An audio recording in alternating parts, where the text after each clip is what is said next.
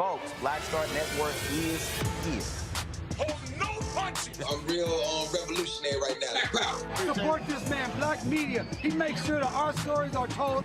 Thank you for being the voice of Black America, Roland. Stay black. I love y'all. All momentum we have now, we have to keep this going. The video looks phenomenal. See, there's a difference between Black Star Network and Black-owned media and something like CNN. You can't be Black-owned media and be scared. It's time to be smart. Bring your eyeballs home.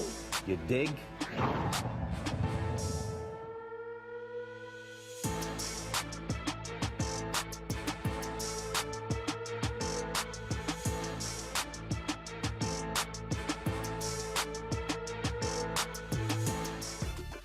Fam, today is Thursday, September 22nd, 2022. Coming up on Roland Martin Unfiltered, streaming live on the Black Star Network.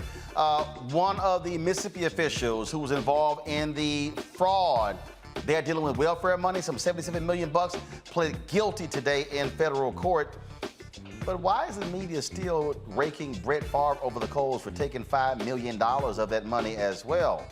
We'll talk about that. Also, on today's show, Chris Jones is running for governor of Arkansas against Sarah Huckabee Sanders. We'll chat with him on the show as well to see how it is going on the campaign trail there. The New York Times published an article saying Russian trolls specifically targeted leaders of the Women's March, specifically Linda Sarsour. Folks, we'll talk with Tamika, Mallory, and Linda Sarsour. And folks, reveal for you really the first time the hell that they have endured over the last 3 to 4 years as a result of the attacks on their character by these Russian trolls. It's a conversation, trust me, you do not want to miss. For the first time in 40 years, a Philadelphia police officer goes on trial for murder and he is convicted. We'll tell you about the cop who killed an unarmed black man. Also, a former North Carolina deputy police chief was tired of seeing deadly interaction between citizens and law enforcement. So when she retired, she created an organization designed to give people the tools to survive when they get stopped by the cops. That's right. Don't want to miss that conversation. Plus, Howard University's College of Medicine makes history with its new dean. First time a woman has gotten that. And I was in LA last night for the Los Angeles premiere of the Apple documentary on Sidney Poitier. You'll hear from the executive producer and director, Reggie Hutland, and also Oprah Winfrey and the daughters of Sidney Poitier as well. It is time to bring the funk on Roland Martin Unfiltered. Let's go. He's got it. Whatever the miss, he's on it. Whatever it is, he's got the scoop, the fact, the find. And when it breaks, he's right on time and it's rolling. Best believe he's knowing.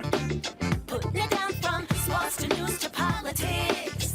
With entertainment just for kicks, he's rolling. It's on go, roll, roll, y'all.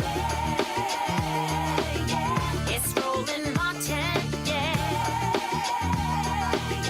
Rolling with Roland now. He's funk, he's fresh, he's real, the best, you know he's Roland Martin now.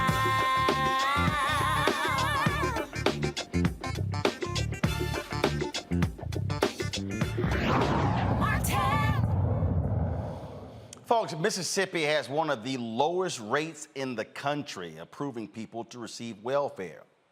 So that's why it's shocking that you would have an official in Mississippi who is busted, now pleads guilty in federal court for abusing welfare funds. That took place today, folks, in this growing scandal in the state. John Davis, he directed Mississippi's welfare agency while it spent millions of dollars wasting money on all sort of pet projects investigators say were improper. They included a new volleyball facility for former NFL quarterback Brett Favre, requested that would benefit his daughter at the college she attended. Davis agreed to plead guilty to conspiracy to commit fraud and theft.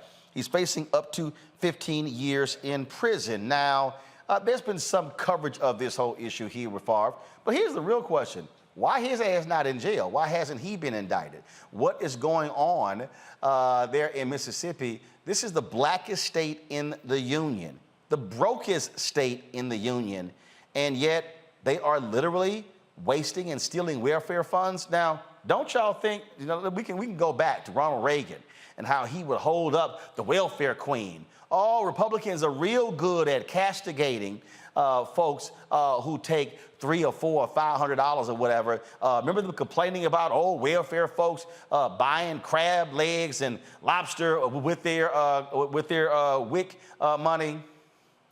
$77 million we're talking about right here. Now, this guy, again, faces up to 15 years in prison.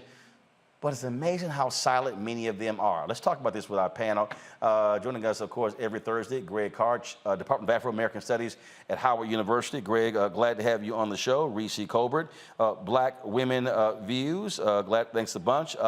Dr. Nola Haynes, of course, foreign policy expert, national security expert, and she can also talk about HBCU dance teams versus PWIs. Glad to have all three of y'all on the show. Here's the thing that trips me out, Greg, whenever these issues come up. Republicans are so good at fraud and waste and things along those lines. Here you got these Republicans down there in Mississippi wasting money that could have gone to Mississippi Valley State, money that could have gone to any number of HBCUs, money that could have gone to a lot of those majority black cities. But no, they won't do that. Let's just give this rich white guy, Brett Favre, $5 million for his daughter's school for a volleyball court. Money that's supposed to be meant for the poorest of the poor. And let's also be, people don't understand, Mississippi, for every $1 that Mississippi pays in taxes, they get $4 back. So when we talk about Mississippi abusing federal welfare money, that's money from us, taxpayers. Absolutely. And it's money that it will ultimately someday, maybe someday soon, be returned in some way to some citizens of Mississippi who need it more. We heard Shannon Sharp give hell to Brett Favre and say that if this were a black athlete, you know what would have happened. But this happened because Mississippi is the blackest state and it's the closed society. These criminals operate with impunity. Now, perhaps, and as you said, this story is unfolding. John Davis, free on bond, apparently made a deal to plead to these counts and to cooperate. So the gunslinger from Green Bay may still see his ass in jail. Our day will come. I have no doubt that this is far from over. The thing here, Reese, is that the people who need the most, again, Mississippi is the brokest state in the union, and these cats are sitting here just rejecting people left and right because they're playing with the money and giving it to rich folks. Why not? Who gonna check them? I mean, this is just nothing but a slush fund and a piggy bank for these crooks in Mississippi. And the reason why it's gone on for as long as it has with impunity is because people don't give a damn about poor people. People don't give a damn about the working poor. They don't give a damn about people in poverty, and mostly black people, because it has such a high black population, even though there are a lot of poor whites in Mississippi as well. So, I mean, you know, as long as they do the crime and they do it big enough, because, you know, the DOJ has all the smoke in the world for a 401k for Marilyn Mosby, or a 5-figure thing going on with Andrew Gillum, or with the guy who was up in New York. But when it comes to the white folks, it seems like the bigger the crime, the less the time, the less that they're even going after it. So it's good that this one person is finally, you know, pled guilty. He's facing 15 years, but everybody should have been perp walked by now, including the former governor, Phil Bryant. And that right there, Nola, is an important point, and that is you've had folks there just getting away with this, and, you know, and folks kind of like, you know, it's no big deal. We're talking about federal funds, and when we see a black politician, all of a sudden, when they say, oh, God, you know, took a bribe or something, and they got Super Bowl tickets or a trip paid for, I mean, it's all kind of coverage. I mean, we're talking about damn near $100 million here. Right. So, you know, to your earlier point about the population in Mississippi, the state next to my home state in Louisiana, I'll start by saying I'm angry. And then my second point is, you know, representation does not equal power. And oftentimes we have in southern states where you have majority black bodies, but we do not have the power. You know, as New Orleans is actually going through a recall process right now with our own mayor, you know, representation doesn't always equal power. And in this situation in Mississippi, we're seeing more of the same. We are seeing people who have been historically oppressed and disenfranchised. You add all the things, Mississippi can definitely check all the boxes. And here you have another situation where this isn't the first time that rich people have stolen from poor people and then put the blame on poor people. But in this instance, there are text messages. I saw the text messages, and it was very clear. There is no, there is no blurred lines here. This was intentional. Brett Favre was concerned about being caught and where the money came from. So just that fact alone tells me, that something will be done. And oftentimes, yes, justice does take a long time, especially when you do not have melanin in your skin. And especially when you're talking about a football institution, an icon like Brett Favre, because taking him down, it's not just the fact that he's a rich white man. He's Brett Favre. He's the institution of football, American football as we know it. So a lot of spirits and souls are crushed. Oh, well, I'm sorry. That's how it goes. And this is how it's been going on in America. And frankly, I'm just happy that there are receipts because, this isn't the first time and it probably will not be the last time. And, like I said, representation does not equal power. But in this instance, there are receipts. Indeed. And so, we'll see where this goes next. But the bottom line, folks, is just understand when you see a story involving a black mayor or someone along those lines, again, juxtapose that coverage compared to the silence from a whole bunch of folks when it comes to this case right here. Going to a break. We come back, folks. We're going to talk about that Tish James, again, jamming up Donald Trump. Lord, this fool went on Sean Hannity last night and just lied his behind off. Walls are closing in on him. But also, Alvin Bragg, the Manhattan DA, he was forced to come out and say that the criminal investigation into Donald Trump continues. Really? Interesting. Can't wait to hear what my panel has to say about that. Folks, you're watching Roland Martin Unfiltered on the Black Star Network. Download our Black Star Network app, available on all platforms: Apple phone, Android phone, Apple TV, Android TV, Roku, Amazon Fire TV, Xbox One, Samsung Smart TV. And of course, we want you to join our Bring the Funk fan club. We need 2,000 of our fans giving $50 this month. What we're asking for is 20,000 fans for the year giving at least $50. That's $4.19 a month, 13 cents a day for this show. 2-hour show for Roger Muhammad's 2-hour show, plus weekly shows from Deborah Owens, Jackie Hood Martin, Greg Carr, Stephanie Humphrey, plus Rolling with Roland, and plus all the live streams that we're doing. Folks, we don't charge for this. And guess what? There's no other black platform doing what we're doing, this level of content on a daily basis. And definitely no one black owned. And if we're talking about that, go check. Byron Allen ain't doing it. Essence not doing it. Black Enterprise not doing it. Blavity not doing it. Ebony's not doing it. None of these folks are. We are putting the work in, providing quality content, so we need your support to continue to do what we do. We have to get raise $100,000 a month between now and the end of the year to cover our costs, and so that's what we hope you can assist us with. Check our money orders. Go to P.O. Box 57196, Washington, D.C., 20037-0196. Cash App is $RM Unfiltered. PayPal is R Martin Unfiltered. Venmo is RM Unfiltered. Zelle is Roland@RolandSMartin.com. Roland@RolandMartinUnfiltered.com. Everybody who gives during the show will get a shout out during the show.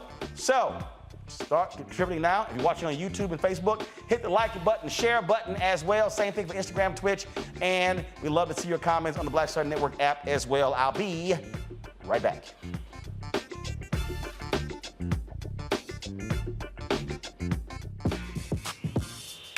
When we invest in ourselves, our glow, our vision, our vibe, we all shine.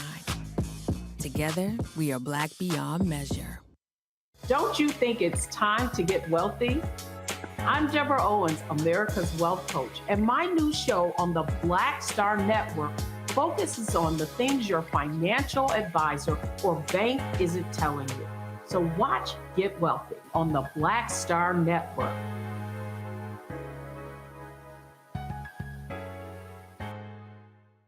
When we invest in ourselves, we all shine. Together, we are black beyond measure. Pull up a chair, take your seat. The Black Tape with me, Dr. Greg Carr, here on the Black Star Network. Every week, we'll take a deeper dive into the world we're living in. Join the conversation only on the Black Star Network. Hey, what's up, everybody? It's Godfrey, the funniest dude on the planet. Hi, I'm Israel Houghton. Apparently, the other message I did was not fun enough. So this is fun. You are watching Roland Martin, my man, Unfiltered.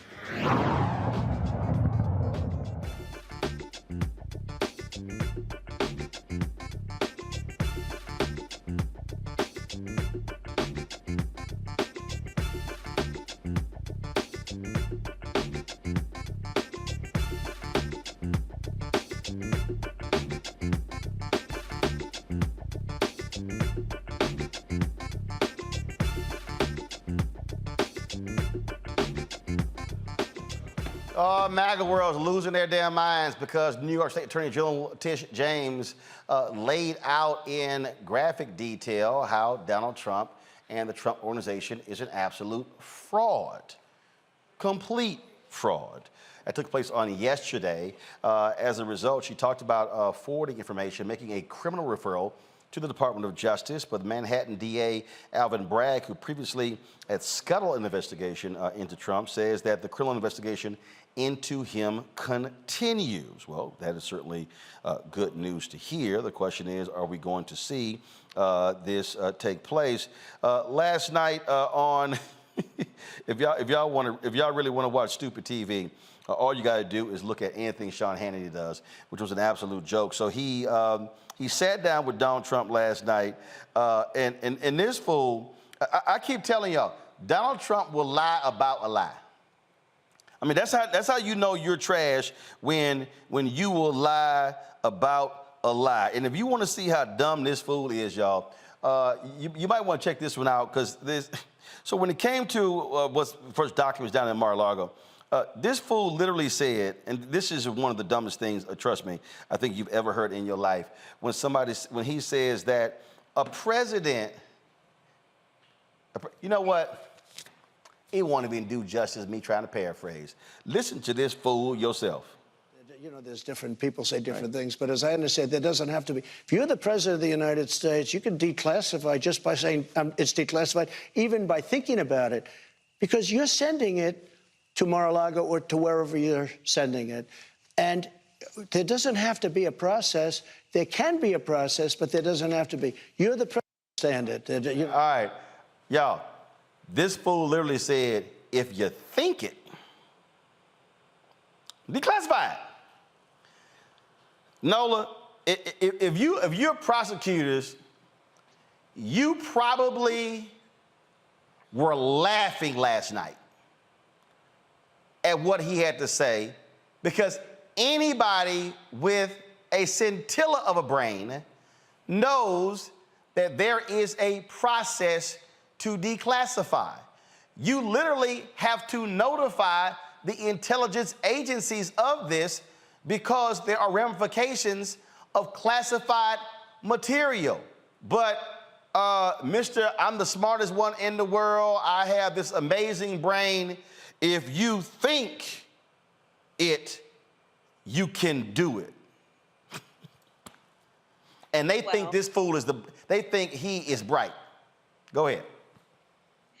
As I am a huge believer in manifestation, I don't think that you can necessarily manifest declassification, especially when we're talking about top secret, secret compartments and information, and all the different, kind of smaller categories that some of this information falls in. And for me, what's always been one of the most worrying things is about the information about our intelligence community and defense secrets. In as much as, yes, it feels good to get a chuckle and a laugh out, at the end of the day, think about this type of person who had access to this information and what happened to this information. When I watched this clip last night, I think you had posted it, Roland, and I was cracking up. But then I stopped laughing at that comment about you send them to Mar-a-Lago, kind of shuffle, or wherever you're going to send them. What does that mean? Or is there more information elsewhere? Is there not an internal informant to tell DOJ, FBI where these documents may live? But, you know, the former president always had the tendency of projecting and telling on himself, right? So what was revealed in that word jumble last night, so it was concerning while entertaining, but at the end of the day, no, you cannot Jedi mind trick this away or manifest simply declassification. This is very serious. It is a crime.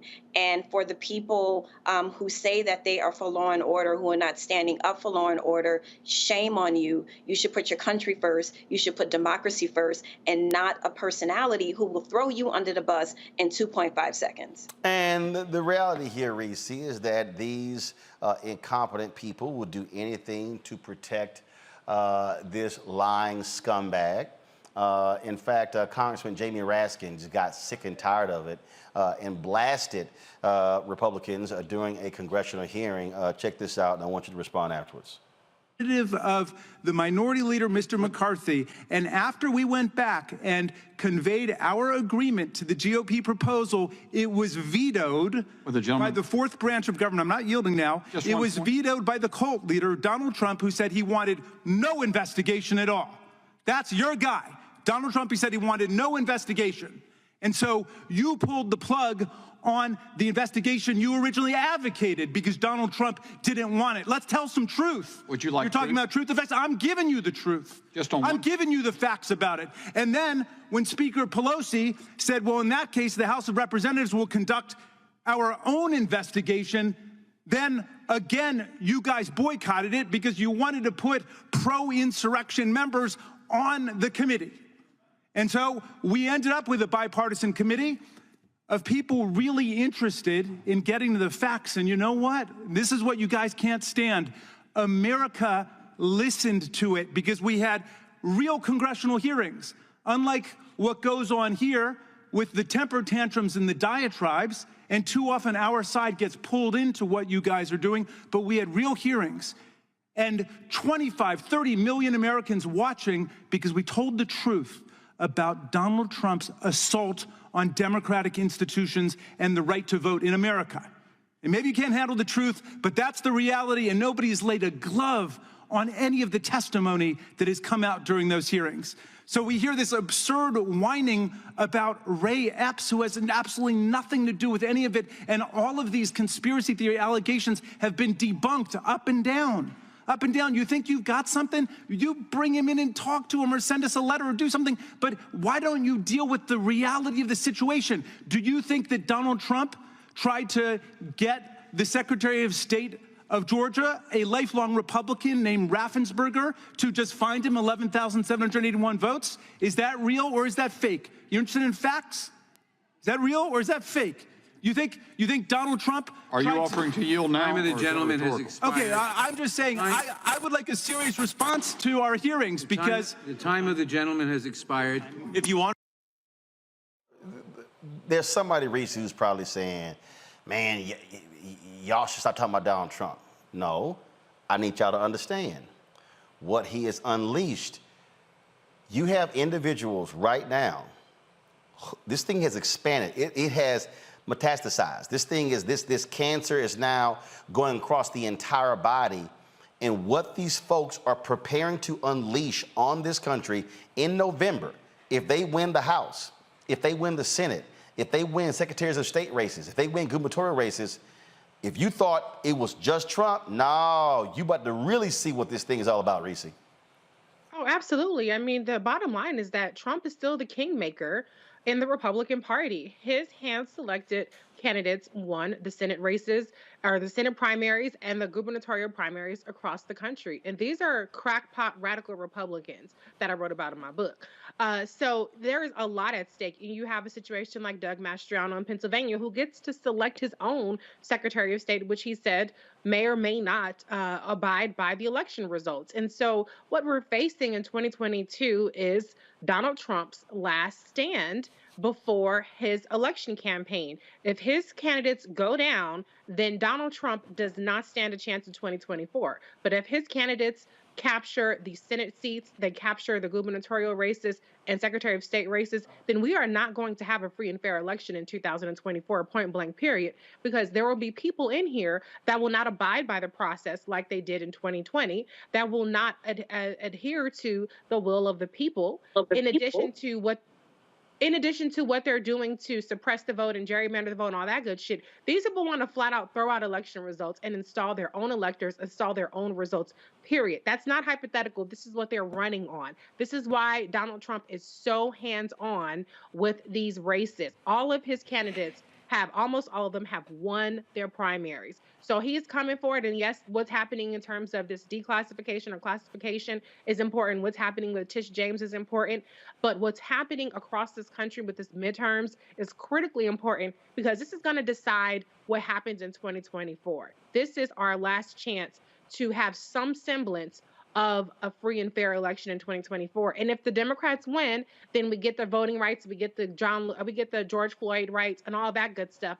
But what we cannot underestimate is how bad these Republicans will work to hold on or flat out steal the power next time. That particular point there, I mean, Greg, look, this is my book, White Fear. How the brown of America is making white folks lose their mind. What you're seeing right now with sending the migrants to Martha's Vineyard, DeSantis rewarding his donors, that's a part of this. But also, I need to remind people of this here. This is an Axios story by Jonathan Swan that came out on July 22nd, 2022. A radical plan for Trump's second term. Folks, if y'all go through this, they literally are meeting as we speak. They have been plotting and planning. They have been going through saying, what were the mistakes that we made in 4 years? They have plans to fire thousands of government bureaucrats in numerous departments. They literally are saying they are vetting people who are stalwart supporters of Trump and MAGA world. And just understand what's going on. And see the reason, my problem when I saw this poll today where they say some independents don't like MAGA Republicans because they feel as if, it's like, well, there are other people who are decent Republicans who are not crazy. No, here's the deal. If you are a Republican and you riding with them, but trying to say, oh, no, I'm not one of them, yes, you are, because you're supporting them. And what these people have in place, they want to gut so much of the environment, civil rights laws, you name it. And so we have to keep sounding the alarm, because for every one of these black people who are sitting their asses at home, who talking about, man, I ain't voting. I had some dude talking about, oh, why should we be mobilizing to vote? Is reparations on the ballot? And I said, well, fool, who gonna give that to you? House and Senate? So I said, are you really that dumb? Because if you say that's what you want, I said, it ain't gonna magically appear. And so other people are sitting here saying, well, get tangibles for your vote. They kind of gotta win in order for you to get what you want to get. And so the folk on the right, they're very clear on what they want. They're real clear. And what they're not doing, they're not having that conversation about don't vote. They are highly enthused because they know exactly what they're trying to do, Greg. They absolutely do, Roland. And I get down there so you can sign my copy of White Fear. And I got these hard copies of your books, Reese, because, again, you both lay it out. This is driven by White Fear, and you've laid it out. And, of course, as Reese said, you see the implications at the ballot box, and you see the implications in all of the elections and all of the primary candidates they had. And I agree with you, Dr. Haynes. This is no laughing matter. You know, Donald Trump is the avatar. He's a clown, but he's an avatar for a much larger movement. And the movement isn't just in the United States. In Brazil, Lula da Silva will probably win that election, but Bolsonaro has already said, I'm in control of the military. If Lula wins, fuck it, I'll just kill him and everybody else. And Steve Bannon hasn't gone anywhere. The report that you showed, Axios, there is a mountain. There are mountains of those reports out. There are mountains of those reports which have showed from Hungary to Brazil to the attempts in Mexico to try to strong arm what happened in Bolivia and Peru. Donald Trump is just an avatar for a larger global movement to continue to maintain power. It is funded by corporate greed. It is funded locally by driving people driven by white fear into white nationalism. And so, yeah, Donald Trump is, he's got at least a half dozen things plaguing him right now. Of course, he's got Tish James and the civil suit in New York. He's got, as you said, Bragg with the criminal probe, and his CFO has already pled guilty and will probably be testifying against him. I think that goes to trial about a month from now. He's got a defamation suit from this lady who he said he's suing for defamation because she said that he raped her in the 90s, and he's trying to get the suit dismissed, but it hasn't been dismissed. And don't forget the 1-6 Commission and also the Georgia election tampering. But the point is this. I'm in Atlanta right now for this Asa Hilliard free Return to the Source conference here at Atlanta University Center. I'm sitting in the Woodruff Library. When I got off the plane this morning, the AJC, the Atlanta Journal-Constitution, proving once again that white stream mass entertainment media cannot be trusted. The headline was, Stacey Abrams not garnering the type of black support that she needs to be. I'm saying this is not news. Who owns the AJC? You people are all lining up to maintain power by any means necessary. People now need to be smart, because if they can get this power back, if they can consolidate, they're going to invalidate elections. They're going to break this thing. I don't necessarily think that's the worst thing that can happen, because I think ultimately there's something on the other side of that. But let's be very clear. Yeah, there it is right there. I'm reading this like, are you serious right now? But we're in an information war. We're talking about this all the time. Right, absolutely, and we're going to talk about that a little later in the show, because again, I need people to understand when they see these stories what's really going on here. So hold tight 1 second. We come back, we're going to talk to the brother Chris Jones, who is running for governor of Arkansas against Trump acolyte Sarah Huckabee Sanders. We'll talk with him next, and we'll talk about all these stories about what's happening with black voters. Okay. Black people, we're about to actually explain to you what's actually going on, as opposed to what these other folks are trying to extrapolate who know nothing about black people. You're watching Roland Martin Unfiltered, the Black Star Network. Please download the Black Star Network app, Apple phone, Android phone, Apple TV, Android TV, Roku, Amazon Fire TV, Xbox One, Samsung Smart TV, and of course, join Bring the Funk Fan Club. See and check in money orders to P.O. Box 57196, Washington, D.C., 20037-0196. Cash App, $RM Unfiltered. PayPal is R Martin Unfiltered. Venmo is RM Unfiltered. Zelle, Roland at RolandSMartin.com. Roland at RolandMartinUnfiltered.com. And get your copy of White Fear, How the Browning of America is Making White Folks Lose Their Minds. Available at all bookstores, Amazon, Barnes & Noble, IndieBound Bookshop, Chapters, Books A Million, Target. Also order from your favorite black bookstore. You can also download the copy on Audible. More details, go to RolandSMartin.com/White Fear. We'll be right back. When we invest in ourselves, we're investing in what's next for all of us. Growing, creating, making moves that move us all forward. Together, we are black beyond measure. Next on A Balanced Life with me, Dr. Jackie, the great resignation is upon us. Yes, it's real. People, young and old, are evaluating their lives and making some determinations whether to stay or to go. But before you take the leap, you need to examine your motives and make a plan. It's not so much about doing this thing or starting this business or, leaving where you are to do something different. It's about getting in touch with you. How to make change while also keeping balance. Here on the next A Balanced Life with me, Dr. Jackie, on Black Star Network.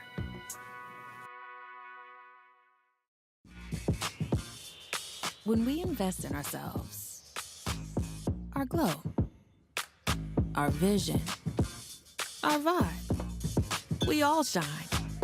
Together, we are black beyond measure. We're all impacted by the culture, whether we know it or not. From politics to music and entertainment, it's a huge part of our lives, and we're going to talk about it every day right here on The Culture with me, Faraji Muhammad, only on the Black Star Network.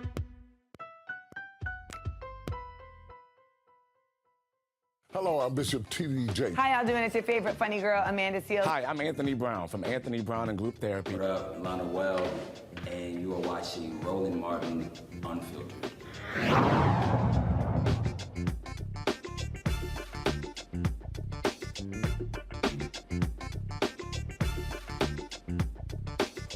All right, folks, my next guest is running against Sarah Huckabee Sanders to be the next governor of Arkansas.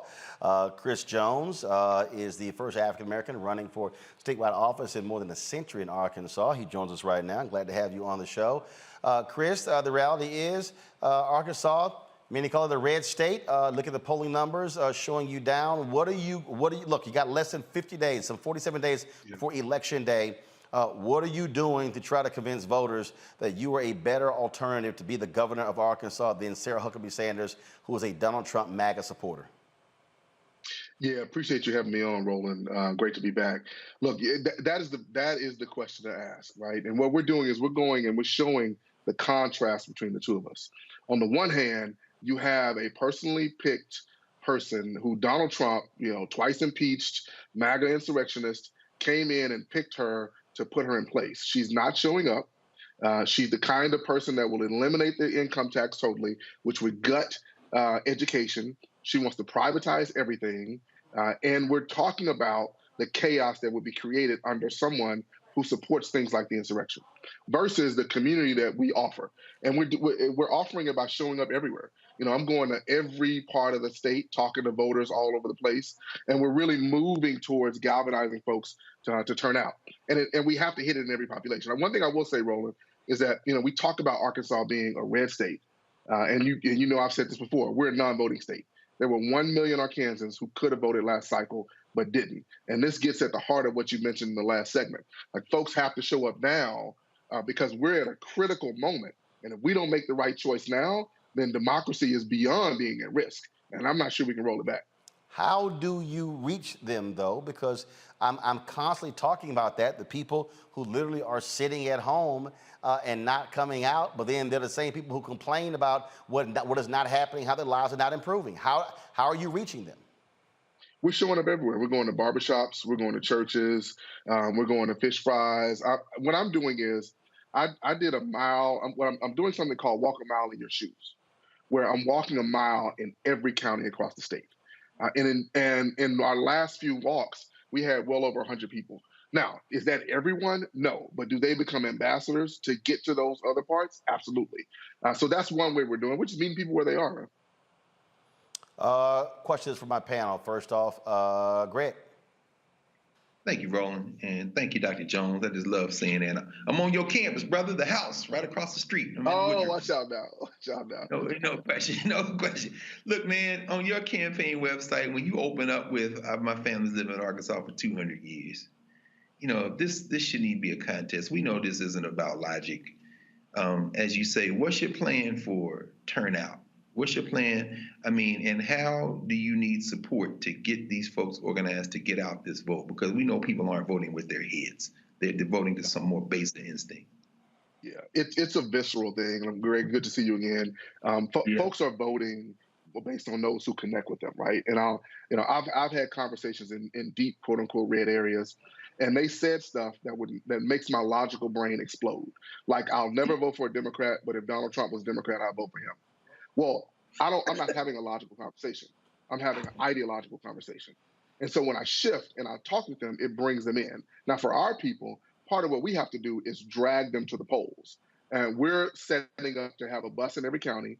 We need folks to help fund that. Folks can go to my website at chris4governor.com and really help us out. But those buses, from early voting to Election Day, are going to drag folks to the polls just like back in the old day. We're talking to fraternities and sororities. We're talking to churches. And really going back to the thing that we used to do to drive people to the polls. Because at the end of the day, it's about not taking this thing for granted and making sure folks show up. Thank you. Nola.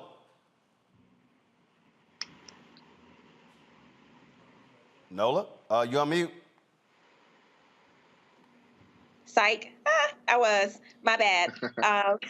We know you were. Your lips were moving and we couldn't hear nothing.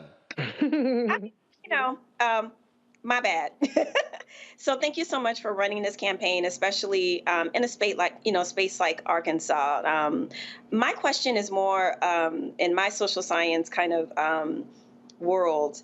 I'm curious, have you polled people in terms of how they are getting their information? And the reason why I'm asking you that is because one of the things that I found in my research and misinformation and disinformation, we talked about ideology, but the trigger of ideology, which is emotion, which is so devoid from logic, as we all know, that we're talking about things that triggers people's emotions. And social media and the way that people are getting their information nowadays are the vehicles to that type of messaging. So I'm very curious if you or your campaign knows how people are receiving their information. And I'll kind of, my guess is if it is through social media, they might be getting treated to some messaging that, why vote, to kind of bake in this level of apathy that people have around voting and using certain things like the war in Ukraine, as one of the reasons to say that your government doesn't care about you and all these different things. So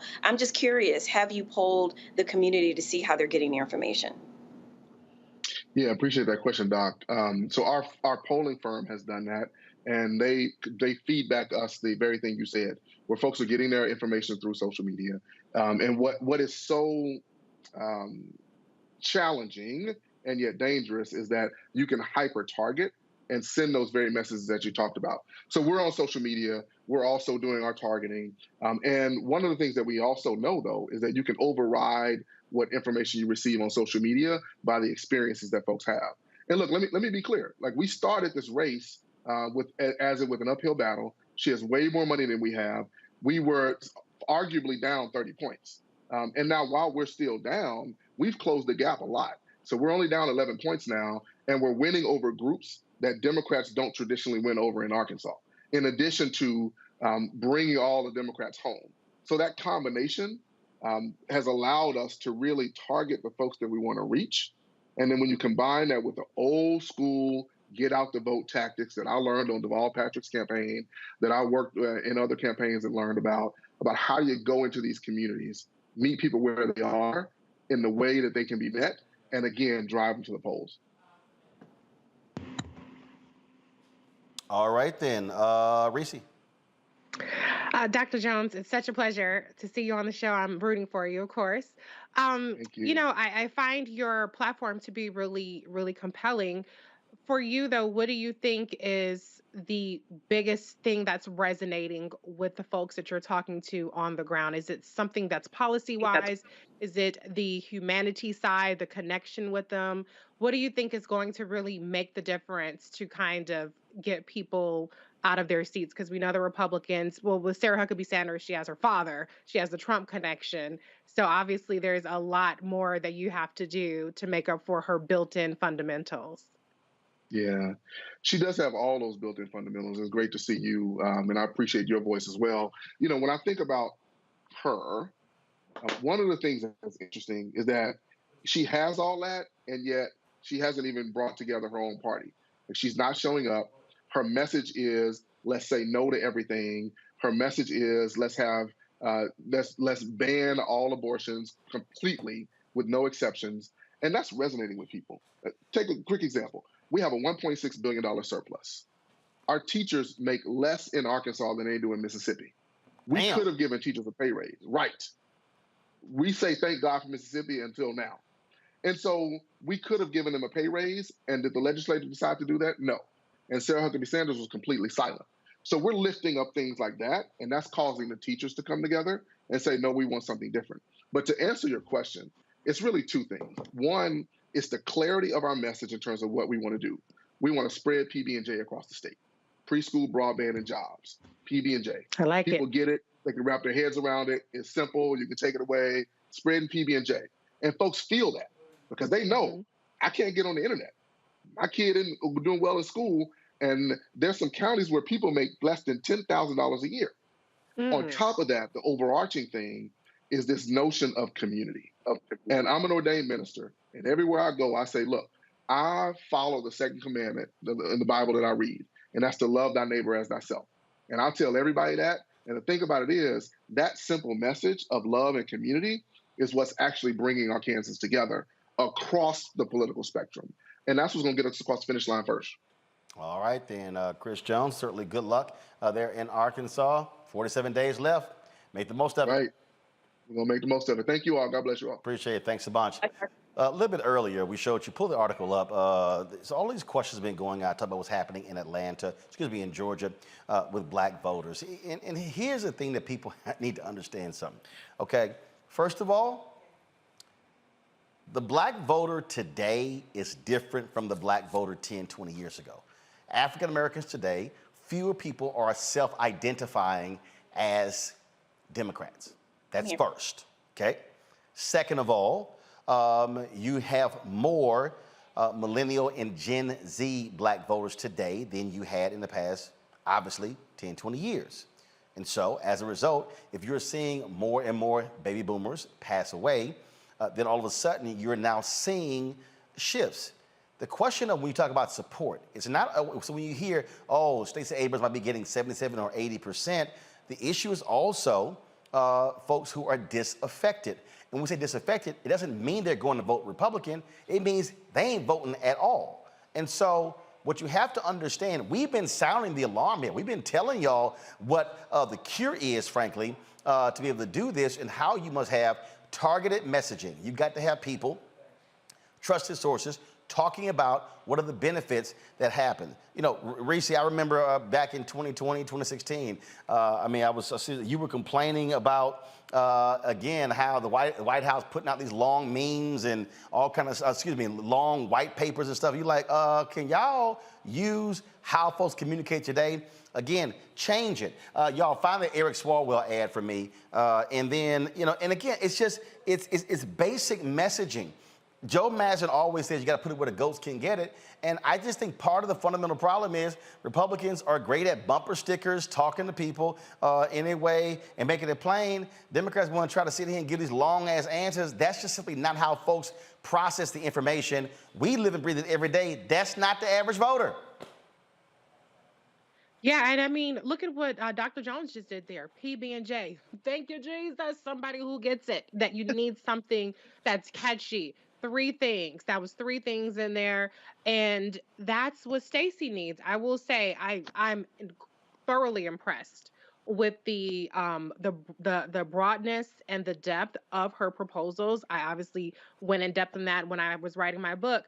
But I will say she didn't give me a PB&J from it. Okay. And so it's great to have thorough, well thought out, comprehensive plans. It's great to have innovative plans like she does, but she doesn't have a bumper sticker. And so that's what I want for her, is to come up with a bumper sticker message. And Georgia in particular, Brian Kemp is blocking the Medicaid expansion. That's something that disproportionately impacts the Black community. He's also signed a restrictive abortion ban. So there's a lot of things that they have very clear differences on that I think can be winning messages, but she has to give us a PB&J. If she doesn't give us a PB&J, you can give us the whole damn grocery store, okay? But sometimes you go into a grocery store and you said, you know what, I'm just gonna go to McDonald's because I ain't got time for all this shit. So what she needs to do is she needs to make it a little bit more plain, make it a little bit more concise. What she's doing in terms of the Black male voter outreach is genius, but if people don't hear about it as much as they need to, then it's only going to be as impactful as the people that she touches. So I'm rooting for her. I think that, Reverend Warnock has a more compelling campaign because he has insulin. That's his big thing, insulin and voting rights. So, 2 things that he's very much engaged on. And I just need for Stacey Abrams to come up with that as well. But to your point, we're not a monolith. There are a lot more disaffected people. And then the last thing is disinformation and misinformation is a huge thing. It is. And when you have like a killer Mike, not to dump on him, but when you have a killer Mike that poses with Brian Kemp and says, I've looked into this man's heart and he has a good heart, not recognizing all of the policy damage Brian Kemp has done, those are the kinds of things that people look at as opposed to the receipts. But it's also, again, for me, it goes back to how you're conveying a message. It's a perfect example. The ad we're about to show you was not done by DNC. It wasn't done by the progressive PACs. It was literally done by Congressman Eric Swalwell. And to me, when I saw it, I was like, damn, That's how you do an ad. Watch this. You know what's on the ballot. It's not just legislation and policies we believe in. It's democracy. Our democracy. There's a choice on the ballot between freedom and fear, between cruelty and compassion, between chaos and community, between voting or violence, and the end of rights generations have fought for. The extremists have a plan, a roadmap for a nation where your voice is silenced and your vote is a memory, where they count their votes and cast ours aside. That's why this year, this fight, this vote is so important. Register, engage, volunteer, fight back against the disinformation and despair, and most of all, vote, because your vote is all that stands between our future and theirs.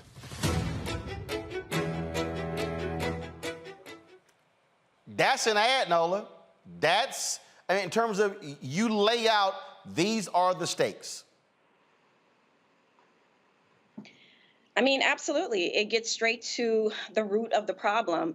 And, you know, sitting here with my academic hat on, and also kind of like working between a space of academia and policy, I'm always engaged in these conversations about what we do in the academic world, the types of things that we write about, do not necessarily resonate beyond that space.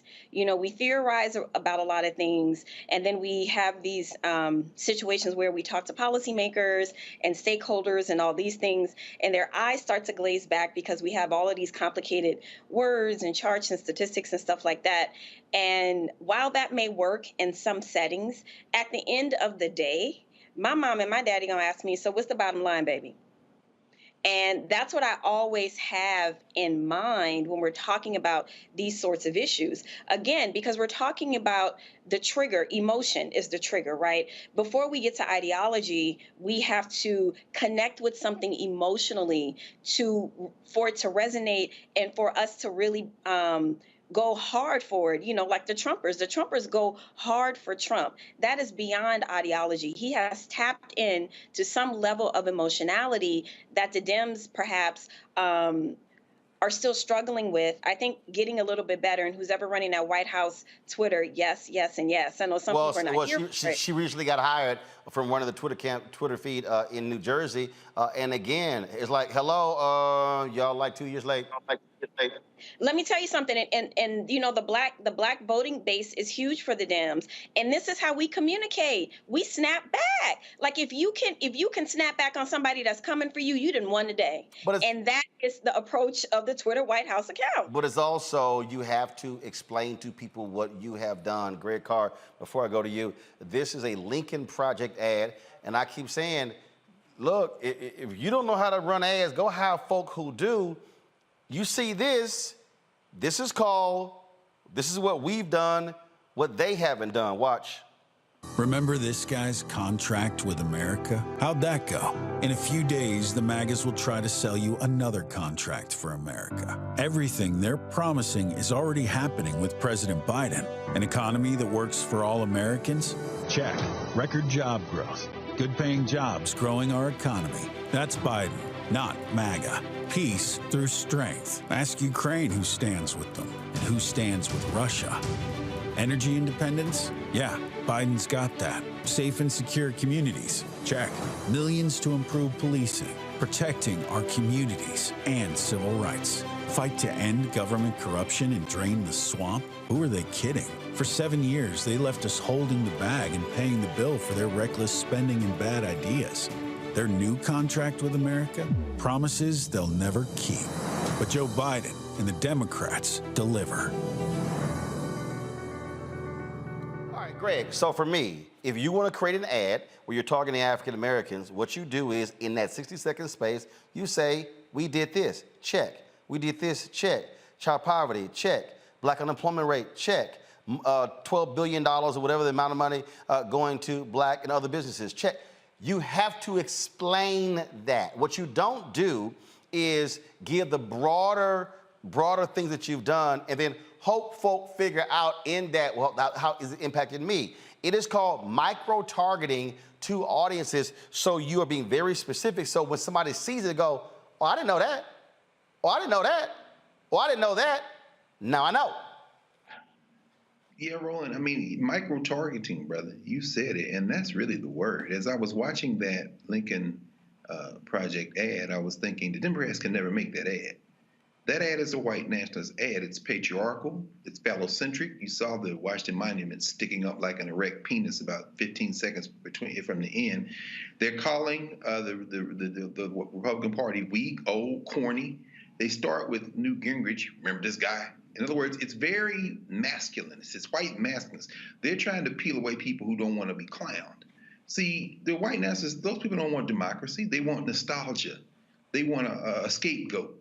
They want delusion. They want to escape accountability. The Lincoln Project is playing on a field that is very much Republican. Now, in contrast, the Democrats are also holding back. This is why the micro-targeting is so important.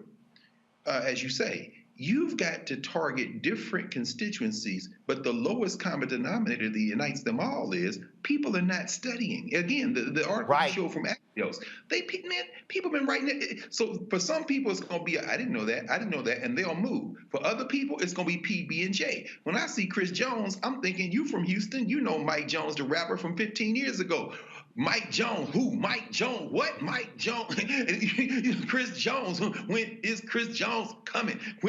Get them guys, they don't know no policy, they just got, I remember standing in North Philly the day before the election in 2008, and there must have been 1,000 young people out there, half of them not old enough to vote. They had remixed Lil Wayne's A Milli, and instead of a milli, we already know, it was like Obama.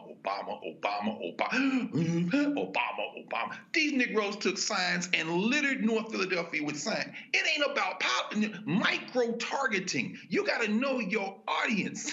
So if they can hear that, Roland, they might have a chance. But some people ain't interested in policy. They just want something that's entertaining. But if you do not advertise on black-owned media, if you're not sending your surrogates to black-owned media, if you're not talking to them, if you don't have a database of what are the black-owned digital shows, what are the podcasts, what are the non-traditional outlets, then you're going to keep playing. Here's the deal. There's really only one national black media company. It's Urban One. That's it. And so you can't, and what they're doing, though, they're throwing money to BET. They're throwing money on the digital side to Complex. Yep, Complex. That's what they're doing, and guess what? They're not reaching people, but you know what, though? It's 47 days. I can guarantee you my phone's going to ring in October. Now, mind you, we presented our plan in March. We kept saying, y'all have better been, again, laying seeds early so they sprout later. You try to come in October, your window is very small. You can't grow something in 30 days that you could have grown in 6 months, but folk want to be hard-headed, and then they're going to see the end result of that being hard-headed. So we'll see. But folks, that's why you must watch this show, because when you're seeing these stories, they're not truly walking you through what's happening behind that. They're just sort of covering on a surface level. And again, look, most of these folks ain't deeper than mustard on a hot dog. That's just how simple they are. And so you got to understand what's going on here. And in fact, next story we'll talk about after this break is a perfect example how Russian trolls amplified and targeted the leaders of the Women's March, how mainstream media, white journalists fell right into it. Oh, but let me be real clear. It's a whole bunch of black folks also who went along with the bullshit when they were attacking Tamika Mallory, Linda Sarsour, Carver Perez, Bob Bland. And when the last time you heard from the Women's March? Yeah. Understand what the game plan was. We'll talk to Tamika and Linda next on Roland Martin Unfiltered on the Black Star Network.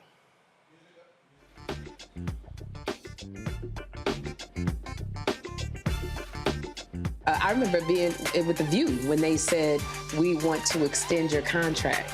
And I knew God said, it's time to move. It's time to go.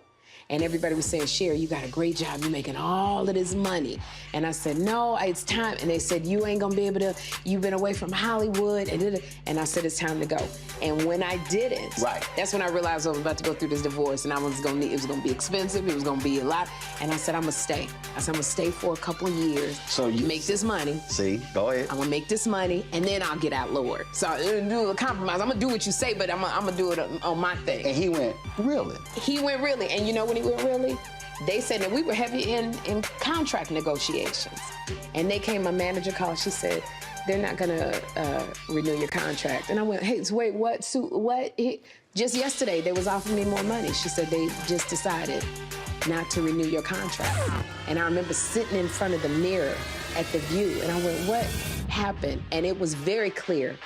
God said, I told you it was time to go.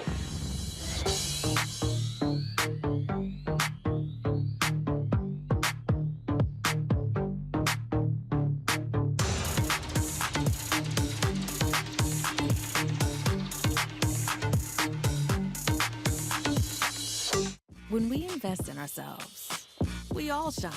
Together, we are Black beyond measure. Pull up a chair, take your seat. The Black Tape with me, Dr. Greg Carr, here on the Black Star Network. Every week, we'll take a deeper dive into the world we're living in. Join the conversation only on the Black Star Network. When we invest in ourselves, we're investing in what's next for all of us. Growing, creating, making moves that move us all forward. Together, we are Black beyond measure. Hey everybody, it's your girl Lunel. So what's up? This is your boy Earthquake. Hi, I'm Chaley Rose, and you're watching Roland Martin Unfiltered.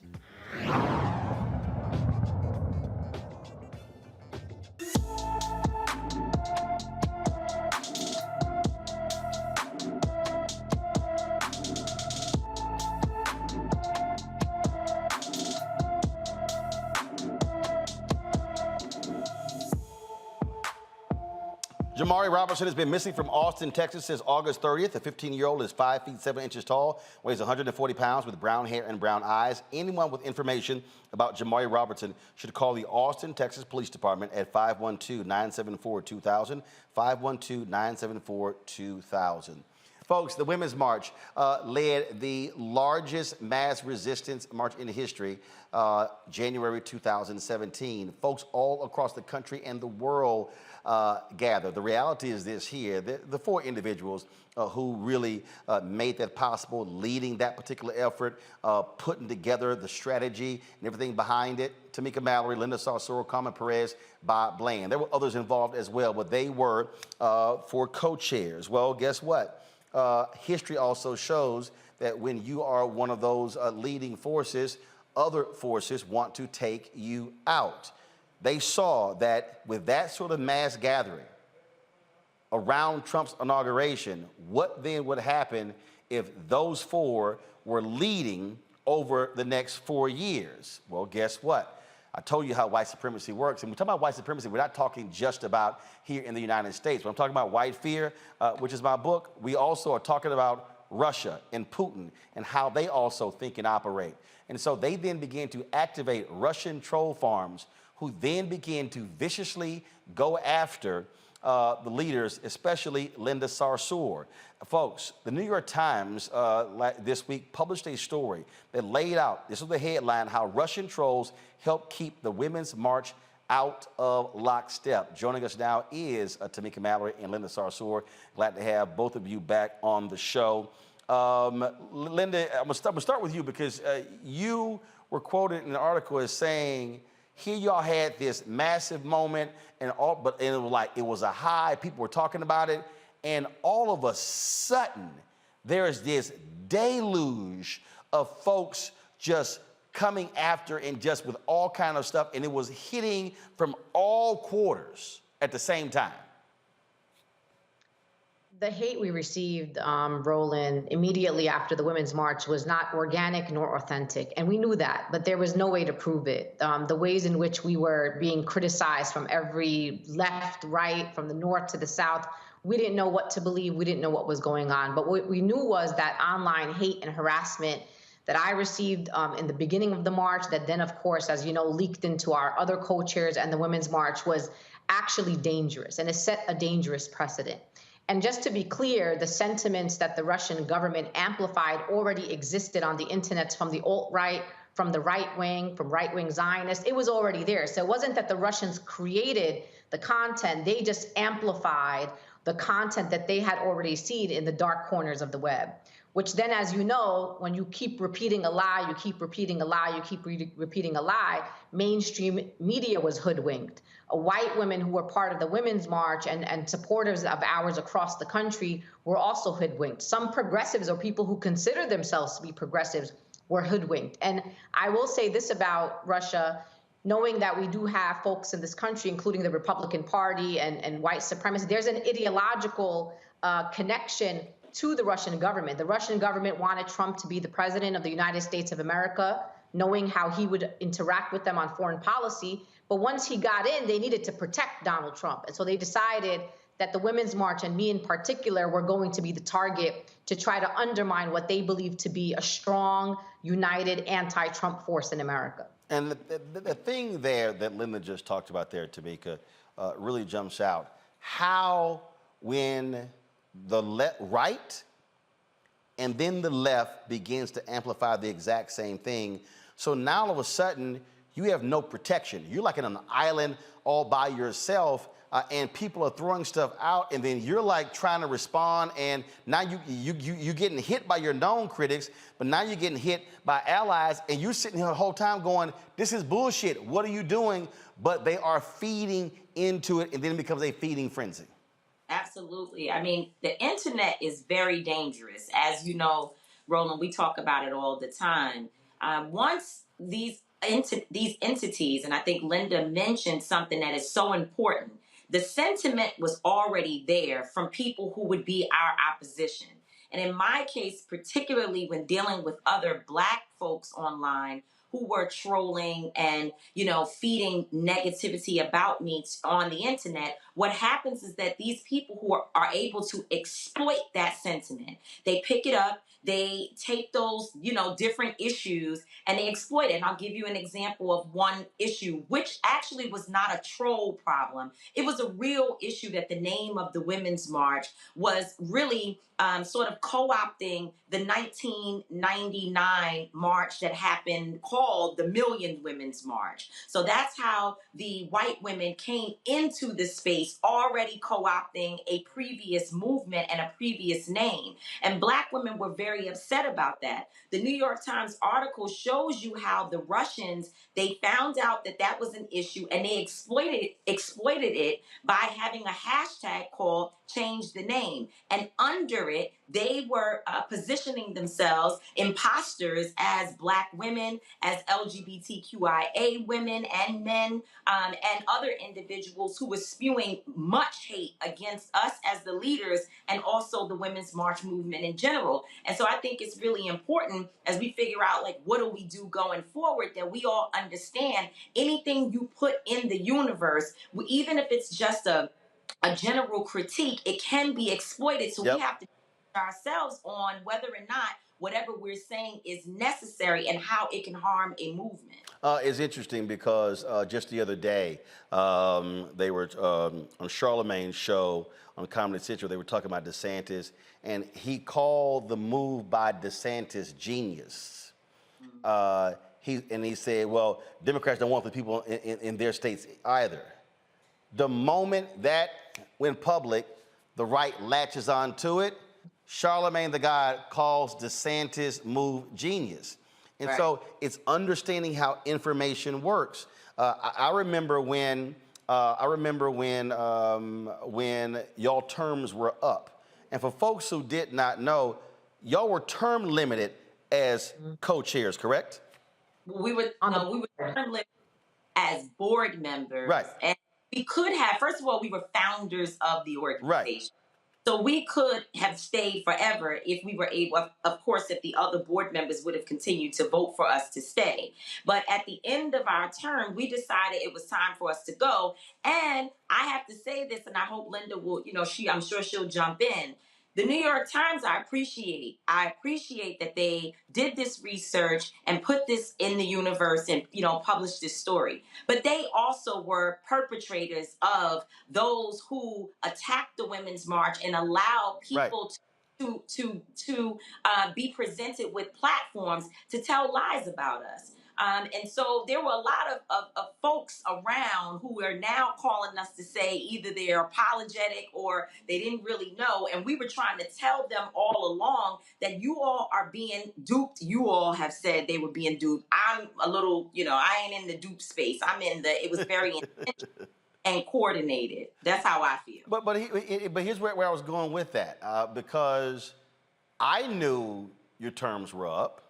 Right. I knew, and so I'll never forget, the Washington Post did a story basically saying y'all were run out. Right. That's right. And what then happened was, and I'll never forget, News1.com and Blavity picked up their story, rewrote it, and followed it. I saw it, and I've been critical of Black Enterprise, The Root. I've always been critical when Black media does this. So what they did, they then aggregated, rewrote it, basically put their name on it. And I said, what are y'all doing? I said, you're just rewriting a Washington Post story. I said, how can you be Black media and you don't have Tamika's phone number? You pick the goddamn phone up and call and say, hey, what's going on here? I hit Morgan DeBond at Blavity. I hit Bruce at News One, said, take this bullshit down. That's simply not true. If y'all just call somebody, and they're like, oh my God, so they took it down. But it's a perfect example of when they will take a story that's in mainstream media and again, put it in Black media, and then Black folks go, oh, I saw it in Blavity, I saw it in News One Now, I saw it on The Root, I saw it on Black Enterprise, so it gotta be true. And I'm like, no. That's the one thing we cannot do is amplify their stuff, because now you're giving a stamp of approval. And Linda, that happened repeatedly where stuff will get written and you're sitting here going, this is a flat out lie. Flat out lie. That's why, Roland, we love coming on your show, and we have been longtime supporters of your journalistic ethics. This entire New York Times story is an expose not just on the Russian government, it's an expose on the media. The bottom line here is that as a journalist, your job is not to write what the internet is saying. Your job is to write what you investigate and what you have facts to back up. And that was the issue that we had. We had media outlets regurgitating what they saw on the internet. To your point about when we left the Women's March on Washington, all you had to do was look at our bylaws. You could look at our bylaws. You could see the timeline of when we were instated as board members. We had 2-year terms. You could look at the timeline of when people started calling for our resignation, which was over a year before we actually left the Women's March. We did not leave the Women's March heeding to the calls of resignation. We committed to a 2-year term at the Women's March. We completed our 2 years, and then we went out in the world to do the good work that we always do. And you made this point earlier, Roland, and I want to say this to all the viewers. The Women's March did not make Tamika Mallory, and it did not make me, it did not make Carmen Perez, and it did not make the women who were part of the Women's March at that time. We made the Women's March, and now we are not at the Women's March. And guess what? Like you said, the kind of organizing that we were capable of, the high visibility that we were capable of, the strategy that we had, the partnerships, I mean, the largest civil disobediences that this country had ever seen, that was us rolling it. Now we are not there, and that is why you do not see the same type of organizing, because it was us that made the Women's March. And this is a cautionary tale for the movement. Who has interest in undermining some of the best and most effective organizers in America? That's the question you have to ask. And for me personally, I say this, and I'll say this to you, and I tell this to Tamika, and say this across the movement. Unity is not uniformity. So we don't all have to agree on everything. There are going to be issues, Roland, that people don't agree with me on my foreign policy issues. They don't agree with me on Israel-Palestine. They don't agree with us on defund police. There's many issues that we could debate. But that does not mean because we do not agree on certain issues, that means that we fracture an entire movement, that we marginalize leaders that we know we need in this very critical moment, as Tamika wrote a book called State of Emergency. And we right now are in a state of emergency. And so I feel vindicated. Tamika's vindicated. We knew this wasn't authentic. We knew that millions of people didn't know who we were to hate us. But guess what? The Russians, with the right wing, they succeeded in undermining a very powerful movement that we helped build. And the thing here, Tamika, is, look, we can, again, look at history. We can look at what COINTELPRO did. We can look at what they tried to do and tried to destroy the Black freedom movement. The reality is they saw, wait a minute, if this is how Trump's 4 years is starting, oh, hell no. We can't let these folks build up momentum. And the difference between previous movements, the difference between Dr. King and others is that the other folks who were allies knew what was happening and didn't fall for the okie doke. The problem is, when it came to the Women's March, the folk who were supposedly on your side, they fell for the okie doke and didn't even realize that by them participating in it, they basically blew it up themselves. And facts are facts. Since y'all left, we ain't heard jack from the Women's March. All of that organization, the database, everything, it's like, huh? That was like, it was a moment. And that was the whole point. Only make it a moment, not make it, allow it to become a movement. Well, it's the same thing now with what we see happening with Black Lives Matter and all of the reporting about resources and money and who spent which money where. Now, let me be clear, accountability is important. And we don't always make the right decisions. There are things that I'm sure all of us sitting here, people listening, we would have done it different. And, and I've said that to leaders within the Black Lives Matter movement, but I am constantly challenging, as you said, Roland, I'm not talking about right-wing folks. I'm not talking about,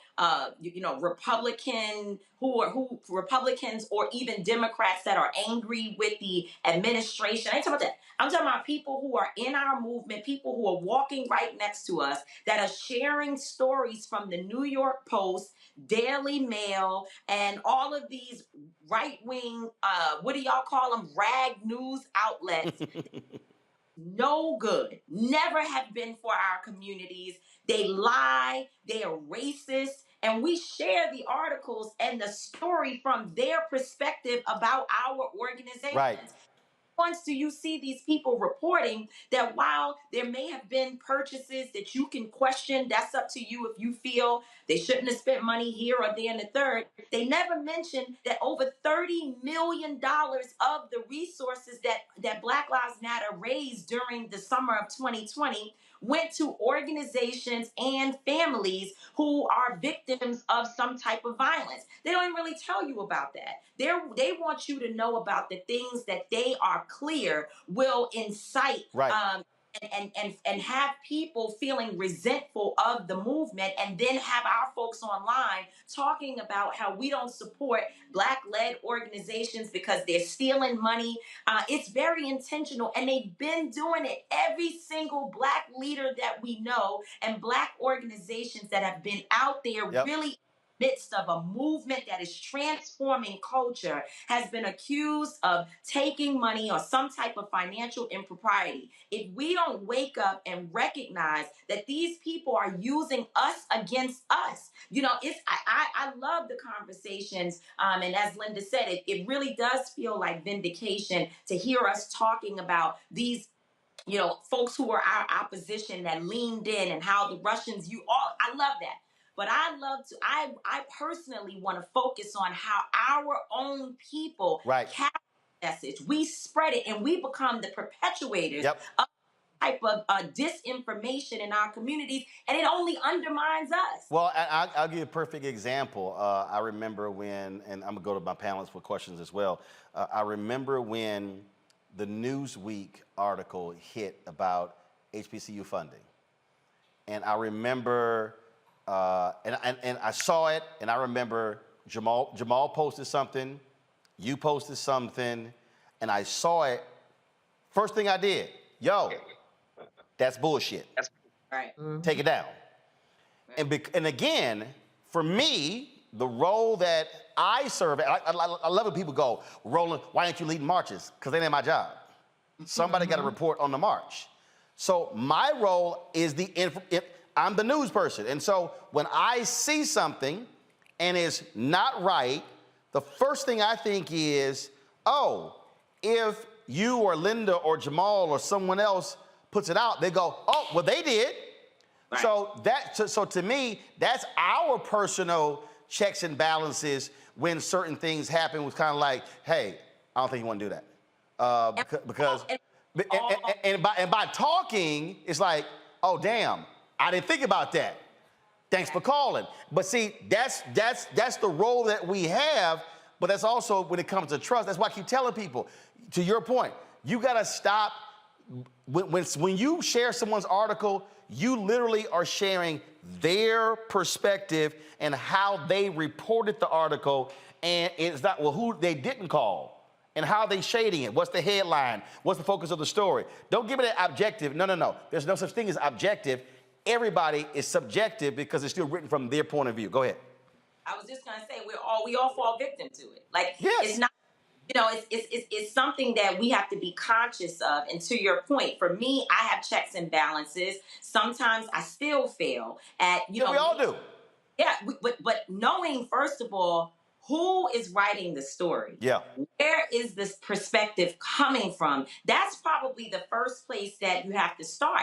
And it's the reason why I bring the New York Times article up in terms of when they ran stories, or at least one big story that was full of lies about Linda, well, not Linda so much in that story. It was really Carmen Perez and me. That's where we were targeted by the Times. So now you have an entity that people actually, they believe, they trust the New York Times. And even they did not do due diligence. They did, in fact, speak to me. The writer spoke to me for, I don't know, must have been about an hour. We were in a hotel room on tour with the Women's March somewhere, and they spoke to me for about an hour. And when the story came out, there was literally one line of what I said, and full of lies from this person who was making accusations that she also knows was full of lies. And so, I think people have to be more careful with where they're getting information. And to your point, call folks yourself and ask them, is this true? Give me your perspective. And if you're going to write a story, at least put the voice of those who are being accused in it. Before I go to Nola, Reese, and Greg, I saw this. I guess we were at the Rock Nation conference, and Carmen Perez said, people have no idea the 4 years of hell that we all went through. Funds dried up. Stuff was stripped. We lost a lot. Just for folks who don't understand, because there's a flip side of this. Y'all didn't just leave the Women's March organization.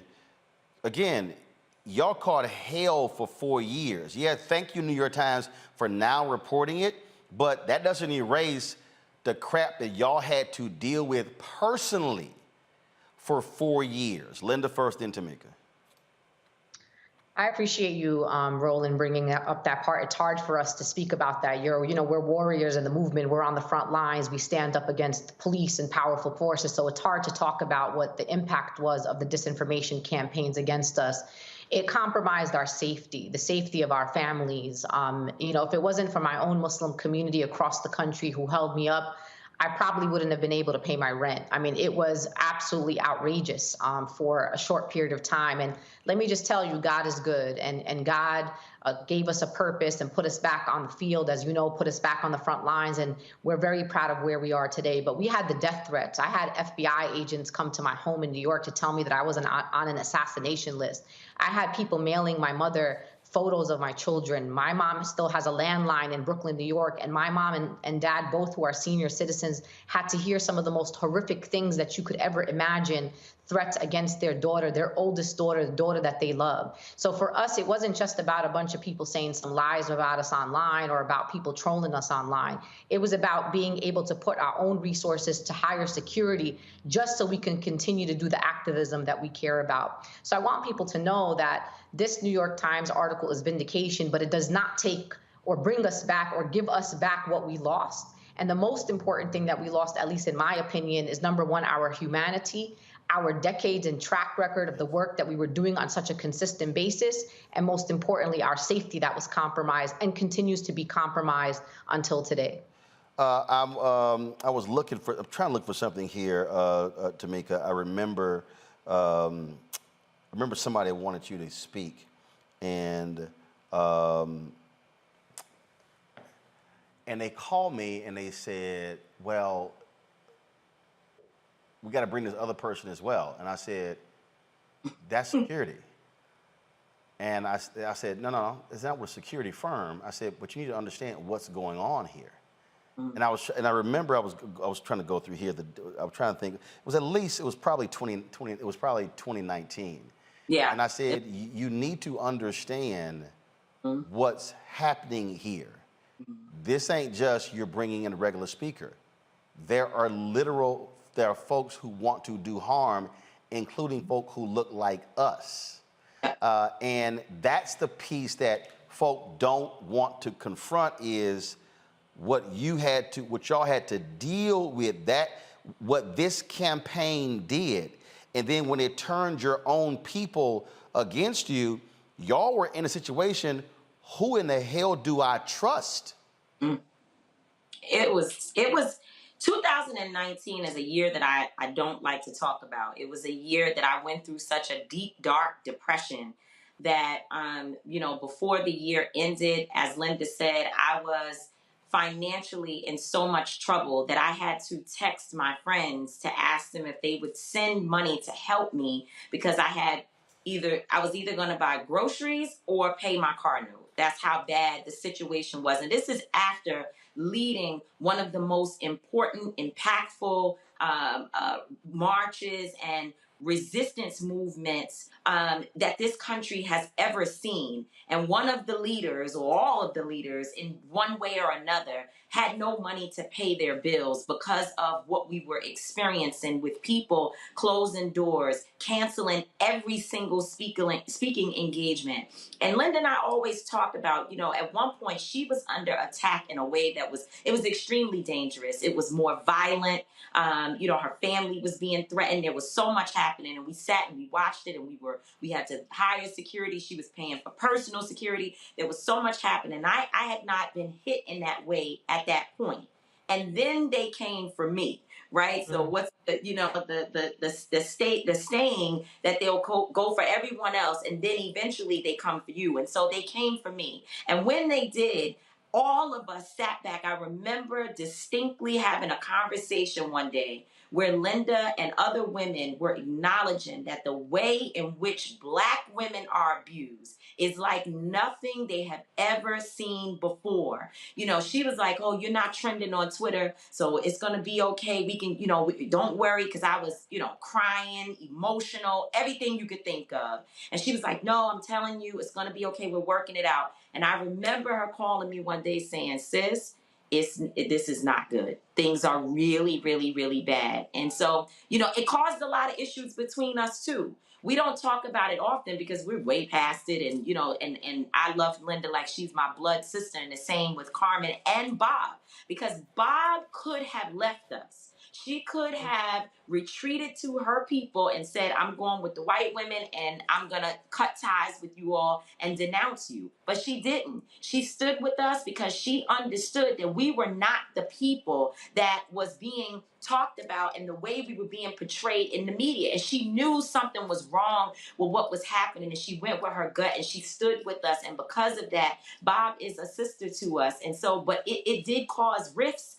and real difficult moments between us because we were being hit like wildfire. And, I'm glad we made it through, but I can tell you, Roland, and you know it because you've been up at 2:00 in the morning with me on the phone trying to counsel me through these moments. I mean, I sat in rehab trying to get myself unaddicted to prescription pills because during this time it was so dark. I didn't think I was going to make it. I was 98 pounds. And so you're talking about real serious trauma that these people and this force that it caused us. And, I don't know if we're ever going to get over it. What people, as I listen to the both of you, You talked about losing speaking engagements and the physical and the depression. Literally, my mind went right back to April 5th, 1967 to April 4th, 1968. The last year of Dr. King's life was absolute hell. But his approval rating among black people fell below 30%. He was hated and despised and had bouts of depression. Yes, speaking engagements dried up. All these different things happened, and it was a tumultuous final year. What people and the reason I wanted to give enough space for this conversation, and yes, I am coming to Greg, Reese, and Nola, trust me. The reason I wanted to give the space because I need the people watching, and I really need the people watching to understand this. Y'all sit at home. And I'm not dissing people who are watching, but I need you to understand, when you're not on the front lines of a battle, you're seeing the end results of planning.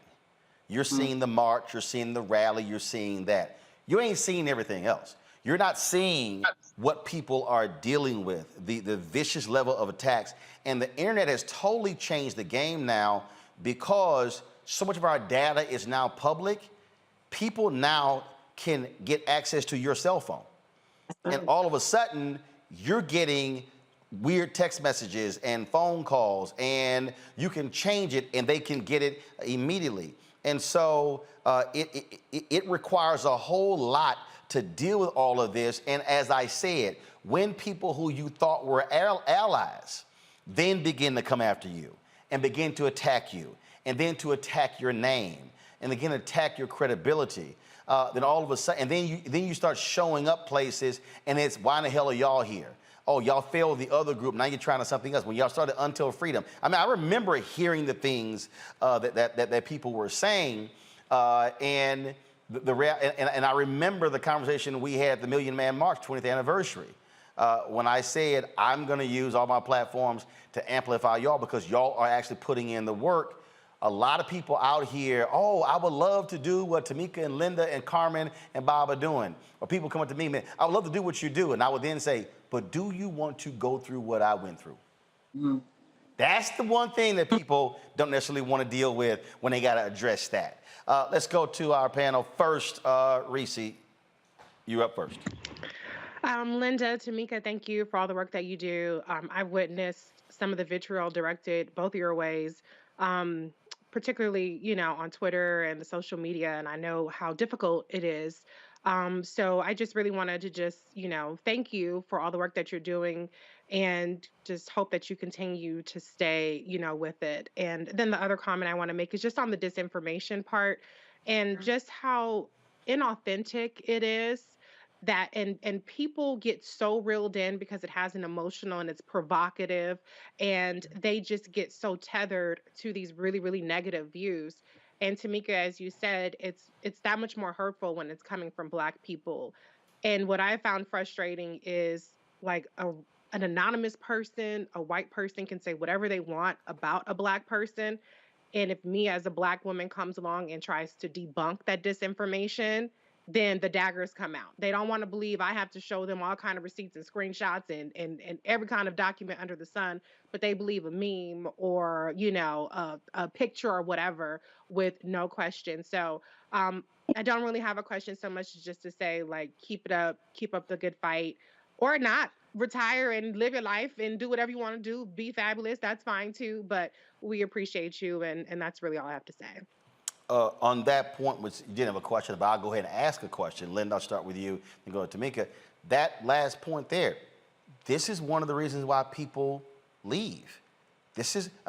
People are driven out of movements. I don't think the average person understands what it takes to stay in the fight year after year after year, knowing full well the assault and the viciousness will be coming your way. Y'all could have easily stepped out and said, hey, let somebody else have this, but you didn't, Linda.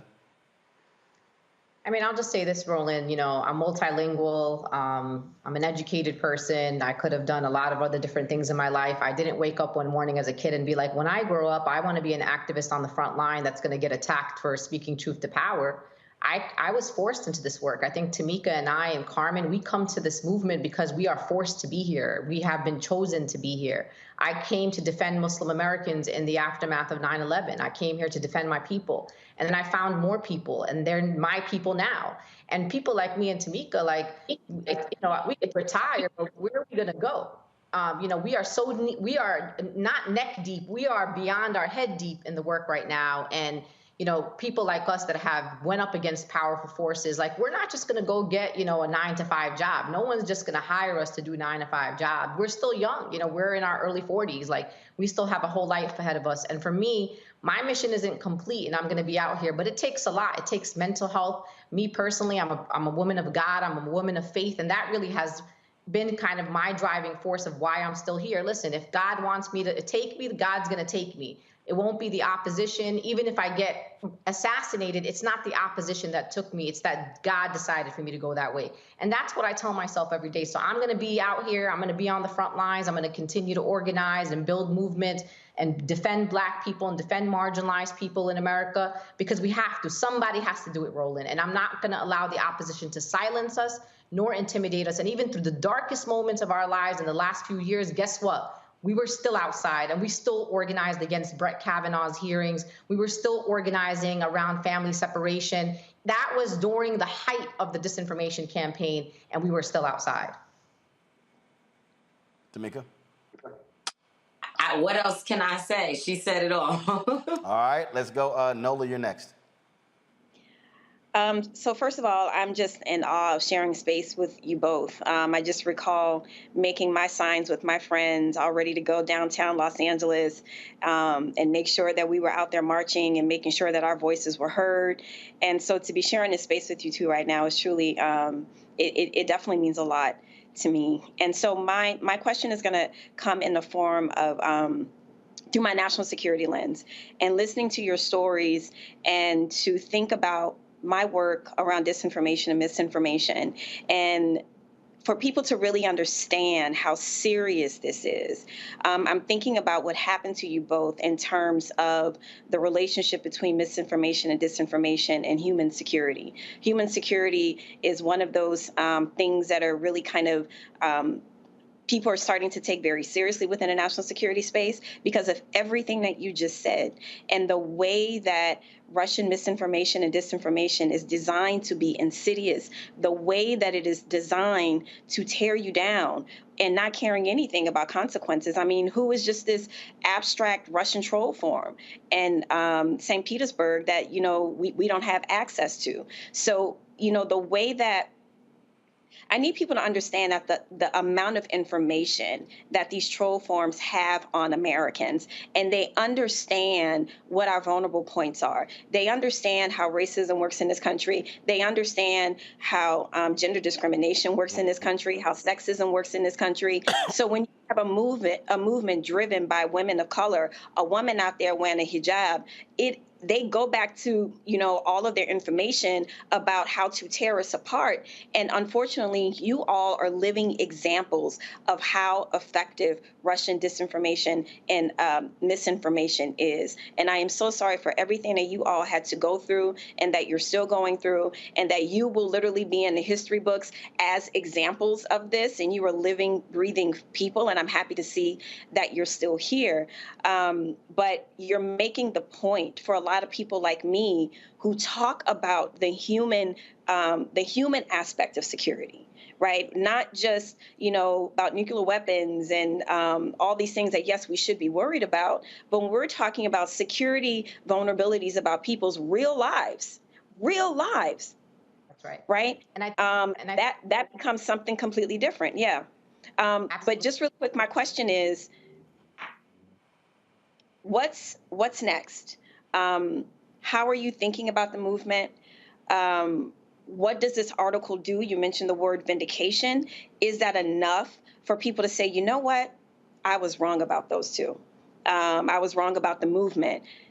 Does this give you a new momentum? And thank you so much. No, thank you. And I appreciate you and your expertise. And I think this is an important question and frame that you brought up. I want the United States government to understand how vulnerable our democracy is. I want them to understand national security, not just from the perspective of terrorism and countering terrorism, but also countering these disinformation campaigns whose entire mission it is to undermine our democracy. It's to sow discord amongst the American people. And they have succeeded and showed us that they can succeed. This time it may be Russia. Next time it may be another foreign government that also has a nemesis with the United States. And this is also an opportunity for social media platforms, right? Social media platforms have for so long failed at moderating the conversations and the internet. Who is using social media platforms to imposter Black women and to imposter LGBTQIA people and other marginalized people? What is the role and responsibility of social media platforms to keep their users safe? And that is what they fail to do. And the disinformation campaign, what it does is it feeds into people's already existing fears, existing, biases. And what it does is it fuels oftentimes people who may even suffer from mental illnesses. So next thing you know, a guy is tweeting at you saying that, you and your daughters deserve to get raped. The next thing you know, you go to an event and you have 40 men standing outside with guns in places like Arizona. So this also goes out back into the street. This is not, I could just delete Twitter off my phone if I wanted to. I could just not be on social media. But that doesn't take away from people looking for us and finding us wherever we were, to the point where we stopped even posting flyers saying where we're going to be because it was not safe for us. And so for us, the momentum of the movement is being stifled right now. It's being stifled by the critiques of Black-led organizations, Black-led movements, people of color-led movements. We are also, in a moment where a lot of our people feel disenfranchised and they feel disenchanted with politics and the ways in which, we've experienced the last few years. And I don't mean experienced as in this story in the New York Times. I'm saying people who are not getting the basic, feed their families. And people are just like, what is this election going to do for me? What are these elected officials? So we are in an uphill battle as organizers, encouraging people to vote in the midterm elections. We have 2024 right around the corner, and everybody keeps telling us, what's going to change? I've been living like this for the last 30 years. What's the thing that you think you're going to give me that's going to change my life? So I'm worried about the state of our movement. And like I said earlier, we're worried, we're concerned, but we know we're the right leaders. We know how to talk to the people. We know where the people that need to be talked to are at, and we're willing to go there. Yeah, I agree. And what I would say is it's not that they can find you. They did find us. A number of events that we attended, places where we were speaking, and other personal activities that we were involved in, people showed up with guns. And they made, they made a ruckus within some of our speaking engagements. It happened to Linda several times. And it also happened to me, being followed, having local law enforcement find out, through their different channels that there may be some issue, some threat. And so the police would be present at events or contact some of the schools that I was speaking at, especially during this, a really critical time, again, 2019. They would show up and you have law enforcement officers there saying, hey, we've got a message that, someone's showing up to the school today that's threatening Tamika's life. And now I'm threatened two ways because I'm looking at law enforcement standing in front of me who I also am very nervous and challenged by what their role can be. But I have to trust in this moment that they're going to work with the security firm or, the security that I have with me to protect my life. This is happening to us as women also on the road. And security is also, it's not cheap. So let's just be clear on a very basic level. I go places sometimes by myself now, and people say, why are you here alone? You need to have 24-hour security. Well, we did have 24-hour security while we lived in Kentucky for 4 months fighting for Breonna Taylor. And if I show you the security bill, and these were people who are our friends, they are family to us. The people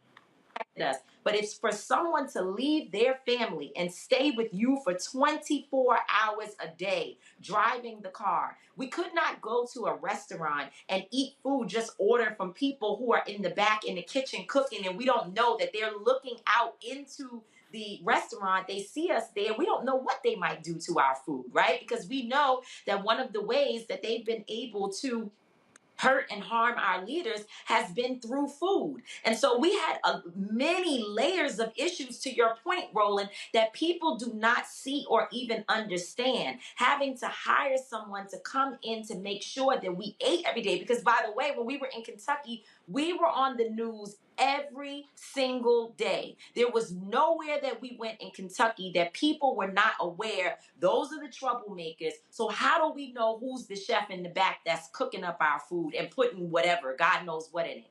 And so when people start questioning, why do you need to raise money? You know, what is the money going to? Well, how come you guys have a chef? It's not just vanity. This is necessity for our lives. And it costs a lot of human capital. It takes a lot of resources to be able to protect those people who are out there putting their lives out, you know, putting ourselves on the front line and putting our real names, our real profiles on the internet. And I'll say this last thing, that, you know, if there is a younger leader or someone listening right now who's trying to figure out, what do I do? Because sometimes they're being attacked.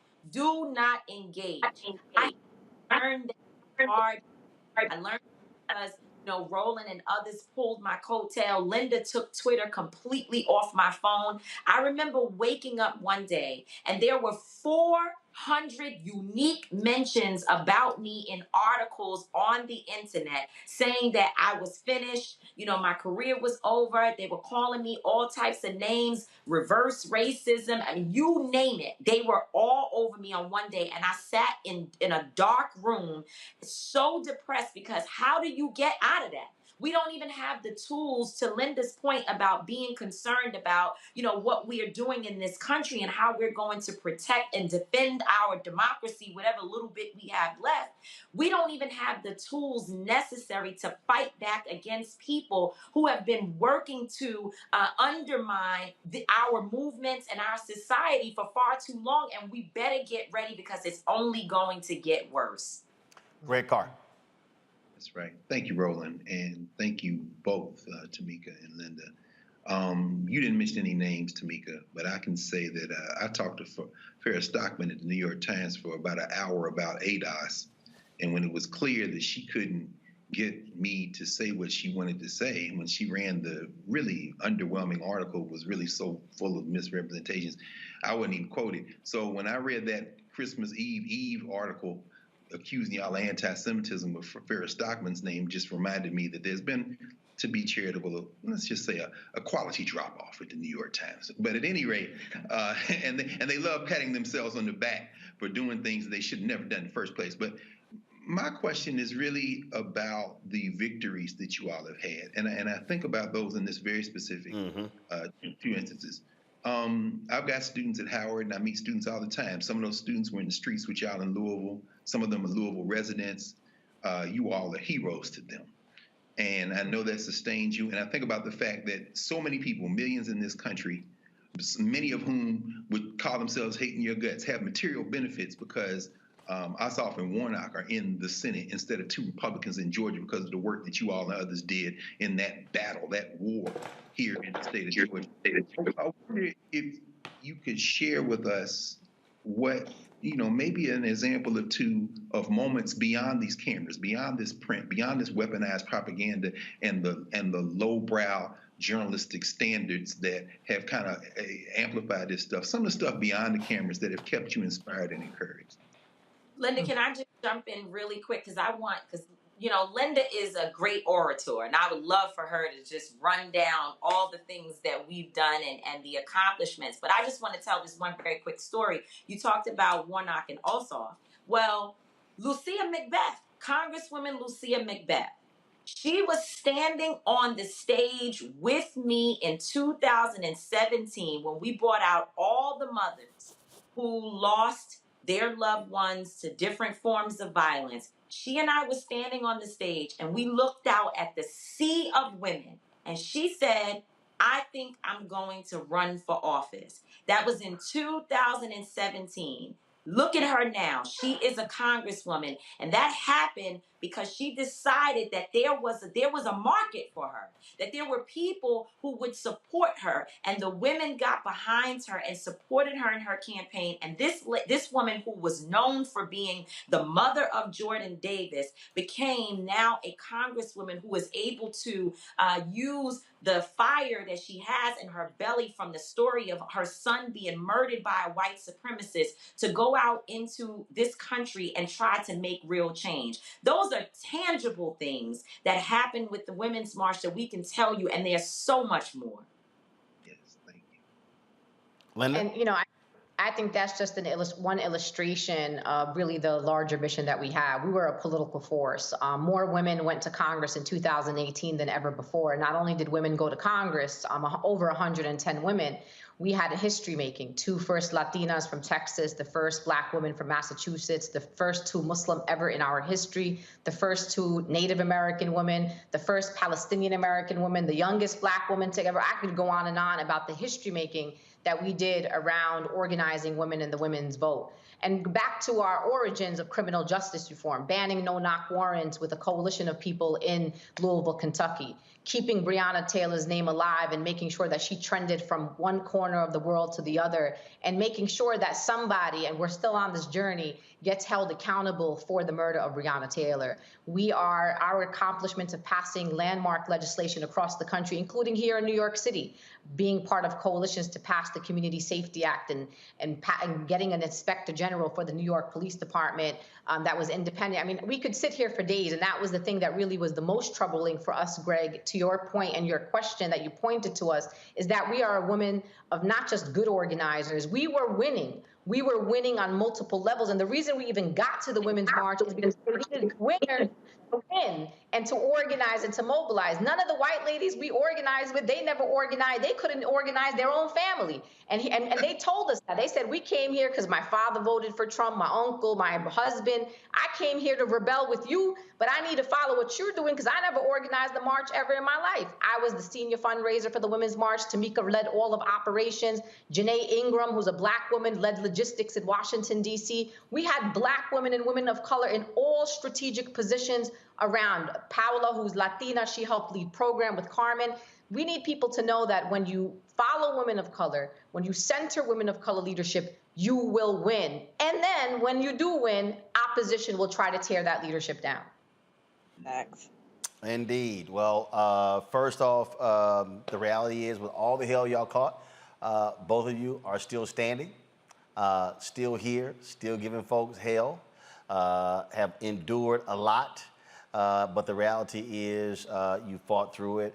And yeah, there were folks who didn't abandon y'all, who still took your phone calls. And Tamika is right. Yeah, there were numerous 2 a.m. phone calls. But then again, I'm always up late anyway. So you call me at 2 a.m. I'm like, yo, what up? Trust me, it ain't sleepy. No, you call me at 6 a.m. That's a different conversation. But look, I appreciate both of you. Y'all do fantastic work. You're doing stuff right now, again, with Until Freedom. The reality is a lot of folks would have forgotten Breonna Taylor were it not without the work that y'all did with the folks on the ground and other people around the country.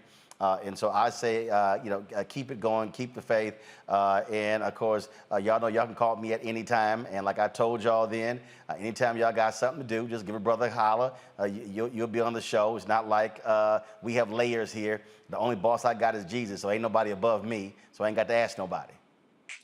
No, that's right. Thank you, Roland. Your support is consistent and sustaining, because there have been many times, especially with the Breonna Taylor case, that we didn't have anyone to report what was happening after all the cameras left, and especially after Daniel Cameron did not secure an indictment against those police officers. At that point, and I say Daniel Cameron is a criminal, and attorney Ben Crump has been telling me, careful how I say what I say about him, because he's such he didn't say this, attorney Crump didn't say it, I'm saying that he's so much of a coward that he could try to sue me for whatever it is, whatever. So with that being said, the cameras left after the Daniel Cameron piece, and then the only support we had to tell the story and to keep it alive was to continue to return to your show so that you can help us to amplify our work. So you're consistent, and we appreciate you, and we support you, we for you, and we just thank you so much for the love. We certainly appreciate it. So y'all keep swinging, and we'll be right there. Because again, as MLK said in his book, Where Do We Go From Here? Chaos or Community, he said there are 4 institutions primed to position black people, wanted to liberate black people. He said one of them was a Negro press, but this is what he said: they must maintain their militancy and not fall for the conservative. And that's what he wrote, because he understood by having a strong black-owned media, then we have an outlet to be able to tell our story and fight misinformation, disinformation. So I appreciate both of you sharing your story with us. It wasn't easy, but we certainly appreciate it. Thanks a lot. Thank you. All right, folks, got to go to a break. We come back. A former police official details how to deal with these encounters. She created an organization to deal with that. We'll talk to her next, right here on Roland Martin Unfiltered on the Black Star Network. Folks, support us by downloading our app. We should have more than 100,000 downloads, y'all. I can tell you right now, we're close to having 900,000 subscribers on YouTube. I appreciate all of those. But we also need you to download our app. All of our content is on there. We own it, we control it, and we don't have to ask permission when it comes to what content we put up.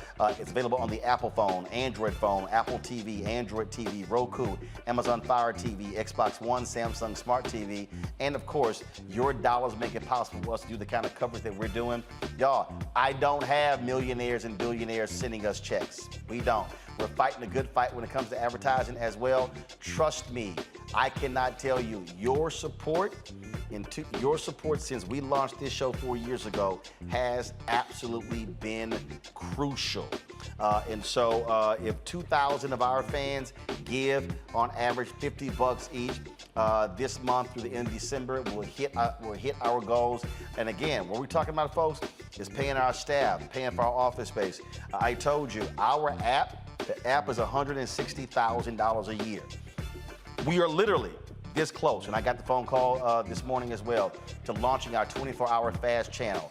We could have that fast channel up in 48 hours, but that fast channel is going to cost us $150,000 minimum, and then of course it will go up to about $250,000, and that will allow us to be streaming 24 hours, taking our content. So when you turn on your turn a lot of these streaming applications, we'll be right there. And so that's what we're trying to do, to build out this black-owned media outlet. Send your check and money orders to P.O. Box 57196, Washington, D.C.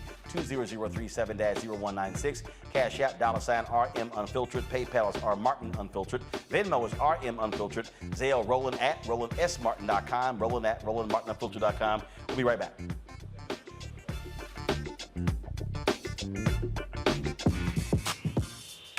When we invest in ourselves, our glow, our vision, our vibe, we all shine.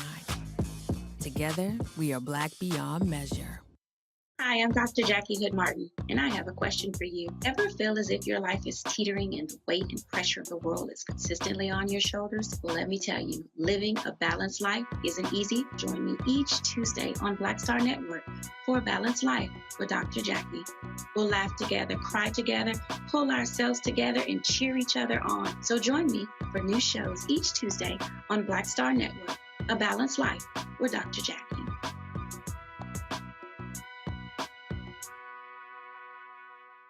When we invest in ourselves, we all shine. Together, we are black beyond measure.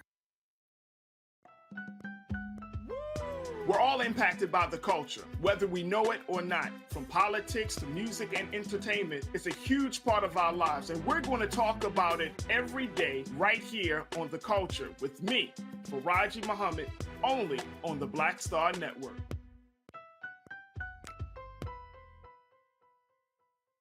What's up, what's up? I'm Dr. Ricky Dillard, the choir master. Hi, I'm Amber Stevens-West from The Carmichael Show. Hi, my name is LaToya Luckett, and you're watching Roland Martin Unfiltered.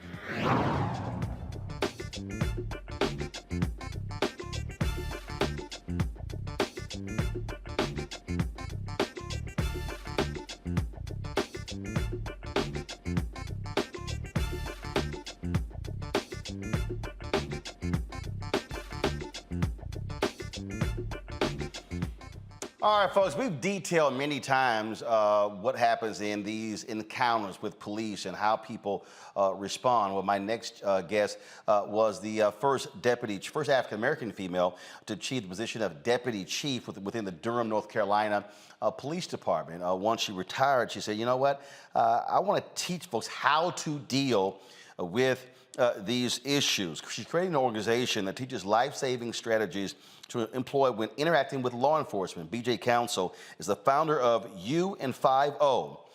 Joins us now from Durham, North Carolina. So UN50, interesting name there, BJ. Thank you very much.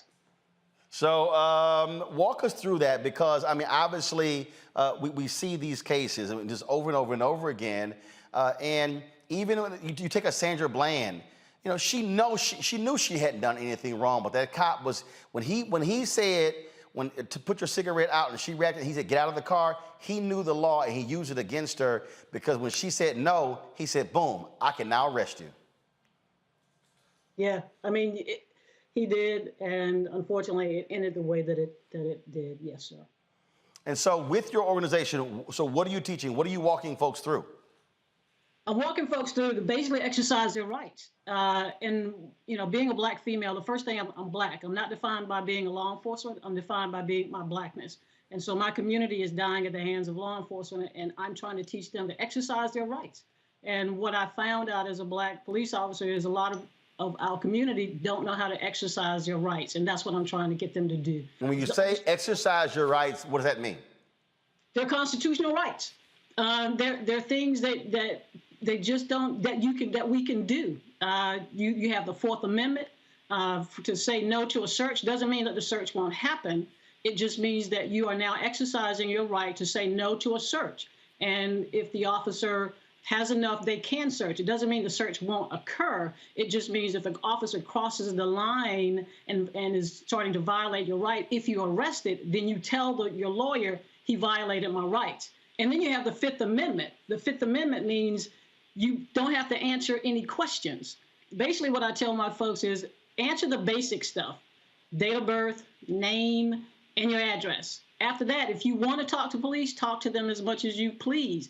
But, you know, our leader just used the Fifth Amendment approximately 140 times. So we all can use the Fifth Amendment if we choose to do so. So it's just getting people to understand that. Well, actually, Donald Trump used it 400 times during his deposition. But even with that, what you just said there, we had the pastor on in Alabama who was watering the flowers. Law there, he didn't have to give him his name. And because he was a former police officer, he said, I don't have to give you my name. And they said, yes, you do. He said, no, actually, no, I don't. That's the law. And so it's understanding. So with your class, so how are y'all doing this? Are you having individual classes? Are you having online stuff? How are you teaching folks to understand their rights? So what's your protocol? So it's mainly in person and virtual now, obviously. But we just do that in person, and I'm listening to the black community because I'm trying to give folks a safe space, and they can say anything that they want to say about law enforcement. I make it really clear in the beginning of the conversation. I'm not interested in whether or not you like police or 12 or whatever it is you're calling them now. I'm interested in you getting home. The ultimate goal is I need black and brown bodies to get to the house. You liking the police or the reason they stopped you is not an issue for me. My issue is that you need to go home and get home safely. And the way to do that is to basically cooperate with law enforcement and get through the interaction. I understand that I understand the history. Okay, I understand that. But what the main thing is I need folks to get to the house. Absolutely. Reese, question. Yeah, I mean, how do you balance cooperation with not self-incriminating, like invoking the Fifth or whatever the situation may be? I'm just curious about that. Yeah, the thing is, I just looked at the News One did an article on 131. The one that I looked at and read was 131 black men and boys were killed by law enforcement. And I studied that, and we went through that and we looked at it, and what it said was most of the interaction, if you cooperate, you're going to get home. Those individuals died before resisting. 80 of those 131 individuals resisted by either charging at the officer weapon or resisting or running. So what I'm saying is don't run. cooperate so you can get home. Not saying that that's always the thing. I'm reading a book called The Anointing of Ease, and a 5-year-old told his aunt that he was being chased by a bully. She said, what is he chasing for? I don't know. And then he said, why are you running? I don't know. And the thing is, the next day, he didn't run, and the bully didn't do anything. So the thing is, if you don't run, the officer is going to have a lot of difficulty in trying to articulate to a leadership and people in the jury box why you shot somebody that stopped and put his hands up. It's going to be hard to defend that. So my thing to the community is stop running and cooperate with the officers, because it's going to be hard to articulate to them. Because the first thing they're going to say if you resist is, I feared for my life. What I'm saying is take that away from them. Take that away. If you cooperate, then it's going to be difficult for them to articulate that I feared for my life. So stop running is the thing that I want folks to do, because it's cooperating and getting home. Greg? Thank you, Roland. And, such important work. I was reading one of the pieces of research you undertook, the disproportionate minority contact research you did. And you talked, I guess, after training and having workshops, particularly young people's awareness of their rights seemed to increase, by a fifth. I'm wondering, what's your general sense of how much we know about our rights in any given encounter with law enforcement? We don't know. And that's what I'm trying to get people to understand. We don't know our rights. We don't exercise those very constitutional rights. Because a lot of times, as a police officer, if I got you, I got you. Okay? All I need is your name, date of birth, and address. I'm sorry. No, go ahead. So if I've got enough to make the arrest, you cooperating, because it's a job. So so that's another thing. People got to remember it's a job. And so, but you have the right to say, it's just exercising the right. That's the big thing, just to exercise, and knowing that you don't have to answer any questions if you choose to. Just give them the basic information and then say, I want to speak to a lawyer. That's it. That's it. Thank you. Nola? Thank you. Thank you so much for doing this very important work. My question is around the issue of trust. I noticed that even in my own work in a national security space, sometimes people are apprehensive about, where I may work, who I may represent. Even my father thinks I'm some kind of Jason Bourne character. But I'm curious as to how does your background resonate with the community? How do you gain trust for people that have a rightful kind of, historical apprehension towards law enforcement and security? Like, I'm very curious about how do you go about gaining that trust for people to believe what you are saying is for their benefit and that you're not some agent of the state? Well, first of all, because I'm Black. And the fact that I'm defined by that. I'm not defined by my uniform. So I spend a lot of time making sure people see BJ and that I'm a human being and I'm trying to interact. I'm doing my job.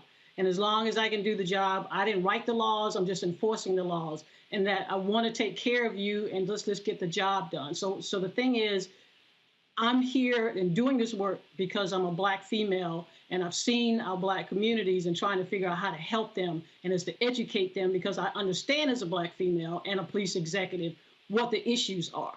The issues are that as a Black female, I'm looking at through the lens of that every failing, the systems, all systems that are in this country are failing, and I'd see it at a bird's eye view on the ground.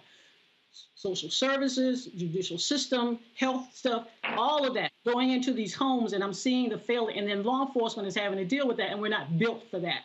So me coming into the space is letting you know I'm here to help you navigate this system, because you got all these other systems that are failing. Let me show you how to navigate this so you're not a part of this system and you get to go home. All right. Where can folks get more information about your group? What you do? Yes, thank you. www.youndfive-o.com and email at training@un50-o.com. All right. BJ, thanks a lot. Good luck. Thank you very much, sir. All right, folks. Final story. A Pennsylvania jury has convicted a former Philadelphia police officer for killing an unarmed black man. Eric Rook was found guilty of voluntary manslaughter and possession of an instrument of crime in the 2017 murder of Dennis Plowton. On December 27th, Rook chased Plowton after possibly identifying his white Hyundai as a car tied to a murder investigation. After a short chase, Plowton crashed into 3 parked cars, got out of his vehicle, walked a few steps, and sat down. Reports indicate Plowton seemed dazed after the crash. Responding officers, including Rook's partner, testified that Plowton reached toward his pocket just before Rook fired the fatal shot into his head. None of the officers were wearing body cameras at the time. Rook faces the possibility of at least 3 years in jail. His sentencing is set for November 17th. This was the first time in at least 40 years that an on-duty police officer was on trial for murder in Philadelphia. Folks, that is it for us. Let me thank Nola, Reese, and Greg for joining us on today's show. Thank you so very much. I was going to show folks, y'all, some of the Sidney Poitier doc last night. I'll save it for tomorrow. So that way, because Brother Tide, that flight from the West Coast is always a tough-ass one, especially literally landing, coming straight to the office, to hosting the show. So we'll have that for you. The doc also premieres tomorrow on Apple Plus. So if you want to see the Sidney Poitier doc, it's only on Apple Plus, not on Netflix, not on Hulu. Apple Plus is a separate streaming service. That's the world we live in now. Ain't no different between HBO, Showtime, Stars, and all of them. So the Sidney Poitier documentary, Sidney, is going to be on Apple Plus. And so we'll show you the comments that were made last night by Reggie Hutland, Oprah Winfrey, as well as the Poitier daughters. Folks, again, if you want to support us in what we do, please download our app, the Black Start Network app, available on all platforms: Apple phone, Android phone, Apple TV, Android TV, Roku, Amazon Fire TV, Xbox One, Samsung Smart TV. And of course, you can support us by providing your resources, joining our Bring the Funk fan club, send check and money orders to P.O. Box 57196. Washington, D.C. 20037-0196. Cash App is $RM Unfiltered. PayPal is R Martin Unfiltered. Venmo is RM Unfiltered. Zelle is Roland@RolandSMartin.com. Roland@RolandMartinUnfiltered.com. Let me thank Ola Murphy, Linda Peavy, Archellis Pons, Cheryl Jackson, Vanessa Howard, Vincent Wright, Clifford Jones. Let's see, Paul Martin, Crash, Vincent Porter, let's see here, Helen Smith, Winston Freeman, Nelson, Dexter Grant, Rivette Riley. Let me thank all of you. Let's see, Sis Tamika Woods, William Arthur Hines, Marva Boatman, Timothy Bryant, Nicole Chanel Johnson, Serena Melvin, Leon, Terry Gainey, Nyla Sakakura, thanks a bunch. Jeffrey Carter, William Richard, Chance Glenn, Felicia Newman, Karen Vernon, Sue St. Clair, Darius Williams, Passion Baker, Calvin Rasco, also Ayuna Platt, Terrence Green, Corey Pearson, Norman McLeod, Anthony Merriweather, Cheryl Hutchins, Melissa Ricks, Yasmin, Audrey Myers, let's see here, Victoria Ba, John Wilson, Rhonda McCarroll, Keon Brooks, Enos Pritchett, Joshua Thomas, Linda Hodges, Kim Gregg, Oquendo Gatson, Crash as well, Larita Curry, and Tony Miller. Thank you for all of you for joining our Bring the Funk fan club. Your contributions are greatly appreciated. Thank you so very much, folks. That is it. We will see you tomorrow right here, Roland Martin Unfiltered. Saturday, we're going to be in Warren County, North Carolina, covering the opening of an EPA office there.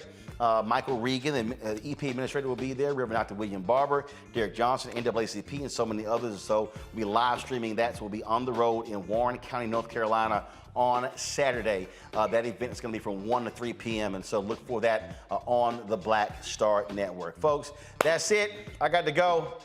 I'm going to take a nap. I'll see y'all tomorrow. Holla!